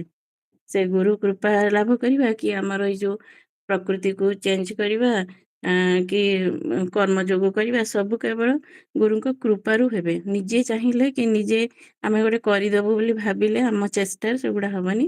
ଗୁରୁ କୃପା କଲେ ହିଁ ହବ। ଗୁରୁ କୃପା କୁ ଧାରଣ କରିବାକୁ ବି ଶିଷ୍ୟମାନଙ୍କର ସେବା ଦରକାର। ସେବା କଲେ ହିଁ ସେ ଧାରଣ କରିବାର ଶକ୍ତି ଆସିବ ଆମକୁ। ଏଇସବୁ ବିଷୟ ଆଜି ବହୁତ ଭଲ ଭାବରେ ପଢ଼ା ହେଲା। ଆଉ ତ ସମୟ ନାହିଁ। ଆମେ କେମିତି ପ୍ରକୃତିକୁ ଜୟ କରିପାରିବା, ଗୁରୁ ହେଇପାରିବ। ମଣିଷ ମାତ୍ରକେ କେମିତି ଧର୍ମ ଜ୍ଞାନ ଯାହାର ନାହିଁ ତାର ବି ଗୋଟେ ଧର୍ମ ଅଛି। ଧର୍ମ ଜ୍ଞାନ ନଥିଲେ ତାକୁ ପଶୁ କୁହାଯାଏ, କିନ୍ତୁ ତାର ଧର୍ମ ଅଛି। ସେଇ ଧର୍ମ ବଳରେ ସେ କ୍ରମୋନ୍ନତି ପଥରେ ଉନ୍ନତି କରିବ। କିନ୍ତୁ ଆମକୁ ଗୁରୁଙ୍କ କଥା ମାନିକି ଗୁରୁଙ୍କ ହିସାବରେ ଚଳିବା। ଆଉ ଯଦି ଆମ କର୍ମ ଠିକ ରଖିବା ତାହେଲେ ଆମେ ଆମର ଶିଷ୍ୟତ୍ୱ ସାଧନ ପଥରେ ଅଗ୍ରସର ହେଇପାରିବା। ଆମେ ସମସ୍ତେ ଚେଷ୍ଟା କରିବା ଆମେ କେମିତି ସେଟା ତ ସବୁବେଳେ ପଢା ହଉଛି, ଆମେ ଗୁରୁଙ୍କ କଥା ମାନିକି ସଂଘ କରିବା। ହଁ ସଂଘ ସେବୀ ହେଇକି ସଂଘର ନିୟମ ମାନି ଯଦି ଚାଳିବା ଆମେ ନିଜକୁ ସୁଧାରି ପାରିବା। ଏତିକି କହିକି ମୁଁ ମୋ ଭାବ ବିନିମୟ ଶେଷ କରୁଛି। ଆଉ ମୋ କହିବାର ଯଦି କିଛି ଭୁଲ ଥିବ ସେଥିପାଇଁ ମୁଁ ଶ୍ରୀ ଠାକୁର ମହାରାଜଙ୍କ ପାଖରେ ପରିଚାଳକ ମହୋଦୟଙ୍କ ପାଖରେ ଓ ସବୁ ଗୁରୁ ଭାଇ ମା ମାନଙ୍କରେ ପାଖରେ କ୍ଷମା ଭିକ୍ଷା କରୁଛି। ମତେ ନିଜ ନିଜ ଗୁଣରେ କ୍ଷମା ପ୍ରଦାନ କରିବେ। ଜୟ ଗୁରୁ, ଜୟ ଗୁରୁ, ଜୟ। ଆଉ କିଏ ଅଛନ୍ତି କହିବେ? କାଞ୍ଚି ଭାଇ ଥିଲେ ବା, ପଳେଇଗଲେ। ଓହୋ, ଆଉ କିଏ ଅଛନ୍ତି? ସମୟ ନାହିଁ, କହିଦଉନ ଟିକେ 10 ମିନିଟ୍ ଖଣ୍ଡେ କହିଦେଲେ ନା। ନାହିଁ ସମୟ? ନାଇଁ ଆଜି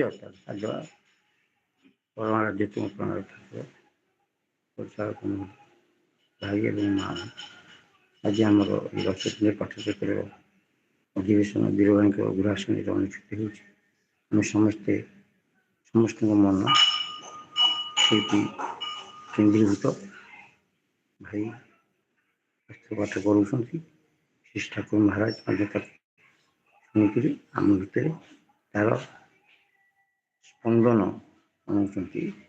ଆମେ କେମିତି ଗୃହାସନରେ, ସଂଘାସନରେ, କେନ୍ଦ୍ରାସନରେ ନିଜକୁ ସମର୍ପିତ କରି ସେବାର ଅନୁସରଣ କରୁଛୁ, ସେ ବିଷୟରେ ପୁଙ୍ଖାନୁପୁଙ୍ଖ ଭାବରେ ଆଜି ଶାସ୍ତ୍ର ପାଠ ମାଧ୍ୟମରେ ଆମେ ଜାଣିବୁ। ବିଶେଷତଃ ଆଜି ସାଧାରଣ ଜୀବନ ଧାରା ଏବଂ ଗୁରୁ ପଦାଶ୍ରୟ ଲାଭ କରିବା ପରେ ଧାରାର ପରିବର୍ତ୍ତନ, ଏଇ ଦୁଇଟା ଅବଧାରଣ କରିକି ନିଜକୁ ପରିଚାଳିତ କରିବାଟା ହେଲା ସେବକ ଜୀବନ ଗଠନ। ସାଧାରଣ ଜୀବନ ଧାରା କ'ଣ? ମଣିଷଟି ଜନ୍ମ ହେଲା, ତାର କର୍ମ ଅନୁସାରେ, ପ୍ରାରବ୍ଧ ଅନୁସାରେ ତାର ଜୀବନଟାକୁ ପରିଚାଳିତ କରିବାକୁ ବାଧ୍ୟ। ଏପଟ ସେପଟ ହେବ। ସେଇ ଯେଉଁ ପ୍ରାରବ୍ଧ ଅନୁସାରେ କର୍ମ କରିବ, ସେ କର୍ମଟା ହିଁ ସମସ୍ତଙ୍କର ଅଭିପ୍ରେତ। ମଣିଷ ଜନ୍ମ ହେଲେ କର୍ମର ତାଲିକା ଉପସ୍ଥିତ ହୁଏ।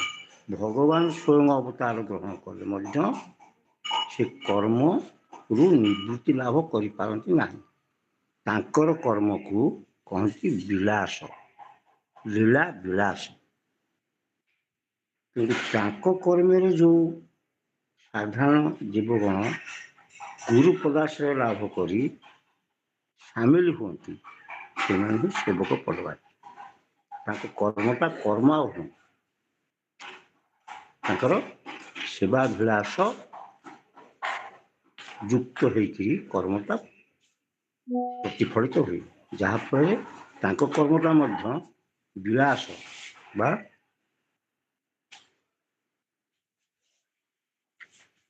ଲୀଳା ବିଳାସରେ ରୂପାନ୍ତରିତ ହେଇଯାଏ। ଏଇଟା ହେଲା କଥା। ତାର ପ୍ରାକ୍ଟିକାଲ କଥା ଆଜି ସବୁ କହିହେବ। ପ୍ରାକ୍ଟିକାଲ କଥା କ'ଣ କହିଲେ? ସାଧାରଣ ବ୍ୟବସ୍ଥା ଚାଲିଛି। ବହୁ ଜନ୍ମର ସଂସ୍କାର, ବହୁ ଜନ୍ମର ସ୍ୱୀକୃତି, ସାଧୁ ସଙ୍ଗ ଏବଂ ଶାସ୍ତ୍ର କୃପାରୁ ଯଦି ସେ ସଦ୍ଗୁରୁଙ୍କ ଚରଣାଶ୍ରୟ ଲାଭ କଲା, ତାହେଲେ ସେ ଆସିଯିବ କୋଉଠିକି? ସଂଶୋଧନ, ସଂରକ୍ଷଣ, ସମୁନ୍ନୟନ ପଥେ। ଆଧ୍ୟାତ୍ମିକ ମାର୍ଗର ତିନିଟା ଜିନିଷ: ସଂଶୋଧନ, ପୂର୍ବ ପ୍ରକୃତିର ସଂଶୋଧନ, ସଂରକ୍ଷଣ, ନୂତନ ସଂସ୍କାରର ସଂରକ୍ଷଣ ଏବଂ ନୂତନ ସଂସ୍କାରକୁ ଆଧ୍ୟାତ୍ମିକ ସମୁନ୍ନୟନ ପଥରେ କେମିତି ଚାଳିତ କରିବ ତାର କୌଶଳ ଅବଗତ ହେବ।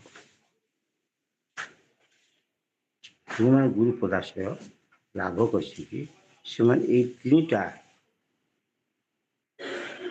ଉପାୟ ମାଧ୍ୟମରେ ଗୁରୁତାକୁ ପରିଚାଳିତ କରନ୍ତି। ବିଶେଷତଃ ପ୍ରଥମ ଅବଧିରେ ସେମାନେ କିଛି ଦିନ ଗୁରୁ ଗୃହରେ ଅବସ୍ଥାନ କଲେ ଗୁରୁ ତାଙ୍କ ହାତ ଧରି ସବୁ କଥାଟା ଶିଖାନ୍ତି। କ'ଣ ଶିଖାନ୍ତି? ଆତ୍ମାଭିମାନ କ'ଣ, ଦେହ କ'ଣ, ଦେହର ଅଭିମାନ ଜାତ ହୁଏ ନା ଆତ୍ମାର ଅଭିମାନ ଜାତ ହୁଏ, ଯାକୁ ସବୁ ପଢ଼େଇବେ। ସେ କଥା ଜାଣି ସାରିଲା ପରେ ସେଇଠୁ କେମିତି ଆଶ୍ରମକୁ ଭକ୍ତମାନେ ଆସିଲେ ତାଙ୍କ ସାଙ୍ଗରେ ବ୍ୟବହାର କରିବ ତାକୁ ଶିଖେଇବେ, କେମିତି ଭୋଗ ରନ୍ଧନ ହେବ ତାକୁ ଶିଖେଇବେ। ଏ ସବୁ ଯେତେ ଜିନିଷ ଆଜି ପଢ଼ା ହେଲା ସବୁଗୁଡ଼ା ଶିକ୍ଷା ସାପେକ୍ଷ। ଜଣେ ହାତ ଧରିକି ଶିଖେଇ ନଦେଲେ ଯିଏ ଯାହା କରିବ ସିଏ ତାହାର ପୂର୍ବ ସଂସ୍କାର ଅନୁଯାୟୀ କରିବାକୁ ବାଧ୍ୟ, ଏଥିରେ ସନ୍ଦେହ ଅବକାଶ ନାହିଁ। ତେଣୁ ସେଇ ଯେଉଁ କଥାଟା ସେ ଶିଖିବ, ସେ ଶିକ୍ଷାଟା ହେଉଛି ପରିଚାଳକଙ୍କ। ପରିଚାଳକ ତାଙ୍କର ଦେହ ସ୍ଥିତି କାଳେ ଯାହା ସବୁ ଶିଖେଇଛନ୍ତି ତାକୁ ସବୁ ଲିପିବଦ୍ଧ କରିଛନ୍ତି। ତେଣୁ ସେ ଅଛନ୍ତି, ତାଙ୍କ ଲେଖା ମାଧ୍ୟମରେ ସେ ଅଛନ୍ତି। ଯିଏ ଏ କଥା ଭାବିକିରି ସେ ଅନୁସାରେ ନିଜକୁ ପରିଚାଳିତ କରିବ ତାହେଲେ ଆଧ୍ୟାତ୍ମିକ ସଂଶୋଧନ, ସଂରକ୍ଷଣ, ସମୁନ୍ନୟନ ପଥରେ ସେ ଚାଲୁଛି ବୋଲି ଧରା ହେବ।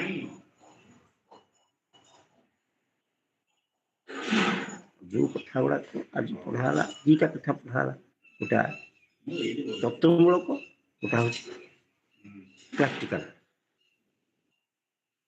ଆଉ ଗୋଟା ହେଉଛି ମହାପୁରୁଷ ସଂଶ୍ରୟ। ଠାକୁରଙ୍କ ସାଙ୍ଗରେ କେମିତି ସଂଶ୍ରୟ ଯୋଡ଼ି ହେଇକି ରହିବ। ଜୀବନୀ ପ୍ରସଙ୍ଗରେ ସେଟା ଆମେ ପଢ଼ିବୁ। ଠାକୁର ତାଙ୍କ ଜୀବନରେ କେମିତି ତତ୍ତ୍ୱ ଜିଜ୍ଞାସା ମୌଳିକ ଭାବରେ ତାଙ୍କର ଥିଲେ ମଧ୍ୟ ବାହାରୁ କେବେ ଜଣାପଡ଼ିନାହିଁ। ଅନ୍ୟ ସାଧୁ ମହାପୁରୁଷମାନେ ବିଶେଷତଃ ପୂର୍ଣ୍ଣାନନ୍ଦ ସ୍ୱାମୀ, ବାମାକ୍ଷେପା, ଇଏ ତାକୁ ଧରିକିରି କହିଛନ୍ତି ତମର ତତ୍ତ୍ୱ ଜିଜ୍ଞାସାର ଅଭାବ ନାହିଁ, ତମର ଭକ୍ତିର ଅଭାବ ନାହିଁ। କିନ୍ତୁ ଠାକୁର କେବେ ଜାଣିନାହାନ୍ତି ତାଙ୍କର ଭକ୍ତି ଅଛି ବା ତତ୍ତ୍ୱ ଜିଜ୍ଞାସା ଅଛି। ସେ ଭାବୁଛନ୍ତି ମୋ ସ୍ତ୍ରୀ ମରିଗଲା ମୁଁ ତାଙ୍କୁ ପାଇବି।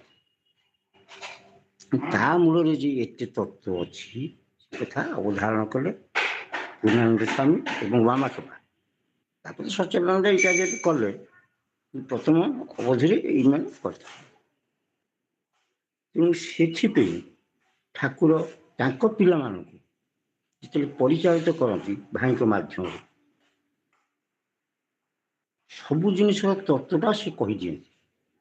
ସକାଳୁ କାହିଁକି ଉଠିବ, ପ୍ରକୃତିର କେମିତି ପ୍ରଭାବ ବ୍ରାହ୍ମ ମୁହୂର୍ତ୍ତରେ ନଥାଏ, ଯେତିକି ଦିନ ହେଉଥିବ ସେତିକି ପ୍ରକୃତିର ପ୍ରଭାବଟା ଆସ୍ତେ ଆସ୍ତେ ବଢ଼ୁଥିବ। ଏମିତି ସବୁଯାକ କଥା ବ୍ରାହ୍ମ ମୁହୂର୍ତ୍ତ ଠାରୁ ଆରମ୍ଭ କରି ଶଯ୍ୟା ଗ୍ରହଣ ପର୍ଯ୍ୟନ୍ତ ସମସ୍ତ ତତ୍ତ୍ୱ ଗୁଡ଼ାକ ଭାଇ କହନ୍ତି ଠାକୁରଙ୍କ ଆଦେଶରେ। ଠାକୁର ଆଦେଶରେ ଆମକୁ ଗଠନ କରିବା ଉଦ୍ଦେଶ୍ୟରେ ସବୁ କହନ୍ତି। ସେଇ କଥାଟା ଲେଖିଦେଇଗଲେ। ଯଦି ଲେଖିଦେଇଗଲେ ତାହେଲେ ଭାଇ ଅଛନ୍ତି ବୋଲି ଯେ ଭାବିକି ତାକୁ ପଢ଼ିକି ତଦନୁସାରେ ପରିଚାଳିତ ହେଲେ କୋଉଠି? ସଂଘରେ ଯଦି ସଂଯୁକ୍ତ ନ ହୋଇକି କେବଳ ଗୃହାସନରେ ଜଣେ ପୂଜା କରେ ତେବେ ତାହା ପୂଜା ହେବନି, ତାହା ପ୍ରକୃତି ସେବା ମଧ୍ୟରେ ପରିଣତ। ମୋଷ୍ଟ ଇମ୍ପୋର୍ଟାଣ୍ଟ ପଏଣ୍ଟ ଆଜିର। ସଂଘ ସହିତ ଯୁକ୍ତ ହେଇକି କେନ୍ଦ୍ର ସହିତ ଯୁକ୍ତ ହେଇକି ଯେ ଗୃହାସନରେ ସେବା ପୂଜାର ଅନୁସରଣ କରେ, ତାହା ହିଁ ଆଧ୍ୟାତ୍ମିକ ସମୁନ୍ନୟନ ପଥର ସହାୟକ ହୁଏ। ସଂଶୋଧନ ହୁଏ ସଂଘରେ, ସଂରକ୍ଷଣ ହୁଏ କେନ୍ଦ୍ରରେ, ସମୁନ୍ନୟନ ହୁଏ ଗୃହାସନରେ। କିନ୍ତୁ ଏଇ ଭାବରେ ଭାଇ ଠାକୁରଙ୍କ ନିର୍ଦ୍ଦେଶରେ ଥ୍ରୀ ଟାୟାର ସିଷ୍ଟମ ସଂଘାସନ, ଗୃହାସନ, ସଂଘାସନ, କେନ୍ଦ୍ରାସନ ତିନିଟା କରିଛନ୍ତି ଏବଂ ସର୍ବୋପରି ନିତ୍ୟ ଲୋକ ସମ୍ମିଳନୀର ବ୍ୟବସ୍ଥା କରିଛନ୍ତି। ତେଣୁ ଏଇ ଭାବରେ ଆମେ ଆମ ଭିତରେ ଆଲୋଚନା ନିରତ ରହି ପାଠଚକ୍ର ମାଧ୍ୟମରେ, ଶାସ୍ତ୍ର ପାଠ ମାଧ୍ୟମରେ ଏବଂ ପରସ୍ପର ଦେଖା ସାକ୍ଷାତକାର ମାଧ୍ୟମରେ ଆମେ ସେ ବିଷୟରେ ଆଲୋଚନା କଲେ ଯୋଉଟା ମଳିନତା ପ୍ରାପ୍ତ ହେଇଯାଉଥିବ ସେ ପୁଣି ଜାଗରକୁ ହେଇଯିବ। ମଣିଷର ସ୍ୱଭାବ, ମନର ସ୍ୱଭାବ ପାଶୋରି ଯିବା। ଏସବୁ ଜିନିଷ ଆମେ ଯେତେ ଆଲୋଚନା କଲେ ବି ସେ ପୁଣି ପଛରେ ପାଶୋରି ହେଇଯିବ। ପୁଣି ଆଉ ଥରେ ତାକୁ ଆଲୋଚନା କଲେ ସେ ପୁଣି ଜାଗରକୁ ହେଇଯିବ। ଏମିତି ପାଶୋରି ଯିବା ଜାଗରିକ ହବା, ପାଶୋରି ଯିବା ଜାଗରିକ ହବା, ଧ୍ୱଂସ ପରେ ରଚନାର ଅଭିନବ ରୂପ ସେଠି ଲାଷ୍ଟକୁ ଦେହ ଅବସାନରେ ସେଟା ସେଡିମେଣ୍ଟ କରିକିରି ଦେହ ସାଙ୍ଗରେ ଚାଲିଯିବ। ପ୍ରେମ ସେବା ଦ୍ୱାରା ଗତି ପ୍ରାପ୍ତ ହବ। କେମିତି? ଯୋଉମାନେ ଠାକୁରଙ୍କ ଚରଣାଶ୍ରୟ ଲାଭ କରି ସଂଘ ଏବଂ କେନ୍ଦ୍ର ସହିତ ଯୁକ୍ତ ହେଇକି ଗୃହାସନରେ ସମସ୍ତ ଅନୁସରଣ କରିକି ସମୁନ୍ନୟନ ପଥରେ ରହନ୍ତି, ସେମାନେ ଏଇ ଦେହ ସ୍ଥିତି କାଳରେ ମୁକ୍ତିର ଆସ୍ୱାଦନ ଲାଭ କରନ୍ତି, ଅର୍ଥାତ୍ ସେବା ପଥରେ ଗମନ କରନ୍ତି। ମୁକ୍ତିର ପରପରି ଅବସ୍ଥା ହେଉଛି ସେବା। ମୁକ୍ତି ନହେଲେ ସେବା ହେଇପାରିବନି। ତେଣୁ ଯେଉଁମାନେ ଏଠି ସେବାର ଅନୁସରଣ କରୁଛନ୍ତି ସେମାନେ ସମସ୍ତେ ପ୍ରେମ ସେବାତାର ଗତି ଲାଭ କରିବେ ଏବଂ ସମସ୍ତେ ଏଇ ଦେହ ସ୍ଥିତି କାଳରେ ମୁକ୍ତି ଲାଭ କରିସାରିଛନ୍ତି। ମୁକୁତି ମୋହର ଲୋଡ଼ା ସ୍ନାତକ ଶ୍ରୀଚରଣ ସ୍ପର୍ଶ। ବ୍ରହ୍ମର ମୁକ୍ତି କ'ଣ? ଯେ ଯେତେ ପରିସ୍ଥିତିରେ ଥିଲେ ମଧ୍ୟ ସେ ନିଜକୁ ସେଠୁ ମୁକୁଳେଇକିରି ଠାକୁରଙ୍କ ପ୍ରତି ଯେଉଁ ଭାବର ବା ସେବାର ଅଭିପ୍ସା ପୋଷଣ କରେ। କରିବା ନ କରିବାଟା ସେଇଟା ତାଙ୍କର ବିଭିନ୍ନ କାରଣ ଉପରେ ନିର୍ଭର କରେ, କିନ୍ତୁ ସେବା ଅଭିଳାଷ ପୋଷଣ କରିବାଟା କିଛି କଷ୍ଟ ନାହିଁ। ଏହା କହନ୍ତି ମୁମୁକ୍ଷୁତା, ଏହା କହନ୍ତି ଶାସ୍ତ୍ରରେ ମୁମୁକ୍ଷୁତା। ତେଣୁ ଏଇ ଭାବରେ ଆମେ ଆଜି ଶାସ୍ତ୍ର ଗୁଡ଼ାକ ଆଲୋଚନା କଲେ, ଭାଇମାନେ ମଧ୍ୟ ଠିକ୍ ଭାବରେ ସବୁ ଆଲୋଚନା କରିଛନ୍ତି। ଏଇଟା ହେଲା ଆମର ପ୍ରାକ୍ଟିକାଲ କଥା, ଯେଉଁଟା ସଂଘ ଗୃହାସନ କେନ୍ଦ୍ର ସମ୍ମିଳନୀ ସାଙ୍ଗରେ ସଂଯୋଗ ସ୍ଥାପନ ପୂର୍ବକ ଆଧ୍ୟାତ୍ମିକ ସଂଶୋଧନ, ସଂରକ୍ଷଣ, ସମନ୍ୱୟ ପଥରେ ଗତି କରି ଆମେ ସବୁଦିନ ଚାଲିଛି। ଏବଂ ସେଥିରେ ଭାଇ କହନ୍ତି ସବୁ କରୁଥିବ, ଆମକୁ ଟିକେ ମନେ ରଖିଥିବ, ଆମକୁ ଭୁଲିଯିବନି କି? ଏ କଥା ଭାଇ କହିଛନ୍ତି। ଆମେ ଆଜି ଠାକୁରଙ୍କ କତିରେ ଠାକୁରଙ୍କ ଶ୍ରୀଚରଣରେ ପ୍ରାର୍ଥନା କରୁଛୁ, ଠାକୁର ଆପଣ ଦେଇଥିବା ଚାପରାସ ଭାଇଙ୍କୁ ଦେଇଥିବା ଚାପରାସ ଆମ ଉପରେ ସେ ଯେମିତି ପ୍ରୟୋଗ କରିଛନ୍ତି ଏବଂ କରୁଛନ୍ତି, ତା ଭିତରେ ଆମର ସ୍ମରଣ ରହେ ଏବଂ ଆମେ ଯେମିତି ତାଙ୍କ ନିର୍ଦ୍ଦେଶିତ ଲିଖିତ ସମସ୍ତ କର୍ମରେ ନିଜକୁ ସାମିଲ କରିକି ଚେଷ୍ଟା କରି ସମ୍ପାଦନ କରିପାରିବୁ, ଏଭଳି ଶୁଭ ବୁଦ୍ଧି ପ୍ରେରଣା ଭକ୍ତି ଶକ୍ତି ପ୍ରଦାନ କରନ୍ତୁ, ଏତିକି ପ୍ରାର୍ଥନା। ଜୟ ଗୁରୁ। ନିମନ୍ତ୍ରଣ ବୈକୁଣ୍ଠ ଭାଇର ବିରଇ ମାର୍ଚ୍ଚ ମାସରେ କରିବେ ବଗୁଣ୍ଡେଇ? ମାର୍ଚ୍ଚ 12 ନା 19? 12 କିମ୍ବା 19 ସେ କହିଲେ ଯେଉଁ ଦିନ ଦେଲେ ମୁଁ ଚଳିବ। ହଉ ଠିକ ଅଛି। ତାଙ୍କର 8 ହେଉଛି ବାର୍ଷିକ ଉତ୍ସବ, ତାପରେ ଦେଲେ ହବ 12 କିମ୍ବା 19 ଆଉ। ହଁ ହଉ ତୁମେ ନିମନ୍ତ୍ରଣ କରିଦିଅ ଠାକୁରଙ୍କ ଆଗରେ, ବୈକୁଣ୍ଠ ତରଫରୁ ସେ କହିଛନ୍ତି ମୋତେ। ହଁ, ଆଉ ଆସନ୍ତା ଗୁରୁବାରରେ ଆମର ସାପ୍ତାହିକ ପାଠଚକ୍ର। ଇଏ କେତେ ତାରିଖ? 26। 26 ପରେ ଆମର ଥବ ନା କ'ଣ? ମୋର ମାସା ହେଇଯାଉଛି। ଆସିନଥିବ? ନା, ଆସିକି ବିଧିର ଘରେ ସଂଯୋଗ ଅଛି। ଆଚ୍ଛା। ସେଇଠି ମୋତେ ସେଠି ଛାଡ଼ିଦେବେ, ସେଠି ପୂଜା ଛାଡ଼ିକି ଝିଅ ଆଣିକି ଛାଡ଼ିବ ଏଠି। ମୁଁ ରଥ ତେଣୁ କରିବ ଆଉ କ'ଣ ଅସୁବିଧା। ବିଷୟରେ କର। ଆଉ ତାହେଲେ ଆସନ୍ତା ଗୁରୁବାର ଦିନ ସେଦିନ ଫଗୁ ଦଶମୀ ହଁ ହଁ ଆମର ଆସନ୍ତା ଗୁରୁବାର ଦିନ ପାଠଚକ୍ର ଅଧିବେଶନ ପାଇଁ ଠାକୁର ମହାରାଜ ମାନ୍ୟ ପରିଚାଳକ ମହୋଦୟ ଏବଂ ସମସ୍ତ ଭକ୍ତ ଭାଇମାନଙ୍କୁ ନିମନ୍ତ୍ରଣ ଜଣାଉଛି। ଆମ ରାଷ୍ଟ୍ରପତି ପାଠଚକ୍ର ପାଇଁ ମାସରେ ବୈକୁଣ୍ଠ ତରଫରୁ ବୈକୁଣ୍ଠଙ୍କ ତରଫରୁ ମଧ୍ୟ ନିମନ୍ତ୍ରଣ ଜଣାଉଛୁ। ସମସ୍ତେ 12 ତାରିଖ ନା 19 ତାରିଖରେ? ସେ ଯୋଉଦିନ କରିବେ ଆମେ ତ ସାପ୍ତାହିକ ଆମର ଚାଲିଥିବ ନା ହଁ ସପ୍ତାହ ପୂର୍ବରୁ ନିମନ୍ତ୍ରଣ ପୁଣି କରିବେ ଭଲ କରି ଆଉ 19 ତାରିଖ କହିଦେବୁ ନା 50 12 19 କହିଦେବୁ, ଯେକୌଣସି ଡେଟ୍ ଦେବ ମୁଁ ରାଜି ଅଛି। ହଁ ହଁ ହଁ ଠିକ ଅଛି। 19ରେ କରିଦେବେ ଭଲ ହୁଅନ୍ତା। ଠିକ ଅଛି। ହଉ 19 କରିଦେବୁ। 19 ଠାକୁର ନିମନ୍ତ୍ରଣ କରାଗଲା। ଆଜ୍ଞା। ହଁ। ଆଉ ଆଜି ସେବାରେ ଯାହା ସବୁ ତ୍ରୁଟି ବିଚ୍ୟୁତି ଘଟିଛି ସେଥିପାଇଁ ଅଧ୍ୟତମ ପ୍ରହ୍ଲାଦ ଠାକୁର ମାନ୍ୟ ପରିଚାଳକ ମହୋଦୟ ଏବଂ ସଭାପତି ମହୋଦୟ ସମସ୍ତ ଭକ୍ତ ଭାଇମାନଙ୍କ ନିକଟରେ କ୍ଷମା ପ୍ରାର୍ଥନା କରୁଛି। ଯେହେତୁ ଆମର ନିମନ୍ତ୍ରଣ ଆମେ କରିଥିଲେ ମନମୋହନଙ୍କ ଗୃହାସନ ପାଇଁ, ସେଠି ମଧ୍ୟ ସେ ଠାକୁରଙ୍କର ଆସନ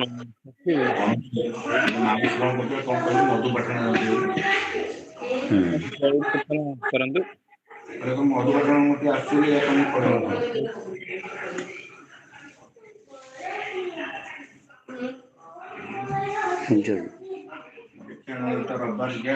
ଜୟରୁ କୀର୍ତ୍ତନ କର। ଆଉ କଣ? ହ୍ୟାଲୋ। ହଁ ଜୟ କୀର୍ତ୍ତନ କରିବା ତ ଆଉ। ହଁ ହଁ। ଜୟ।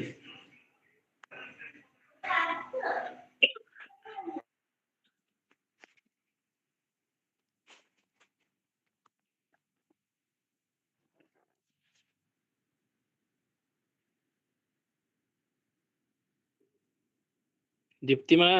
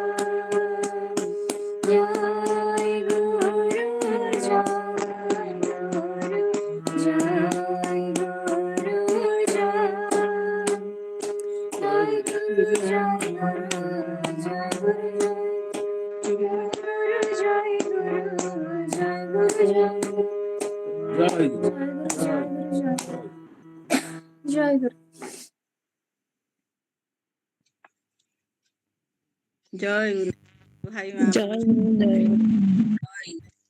ଜୟ ଗୁରୁ ଜୟ ଗୁରୁ ଜୟ ଗୁରୁ।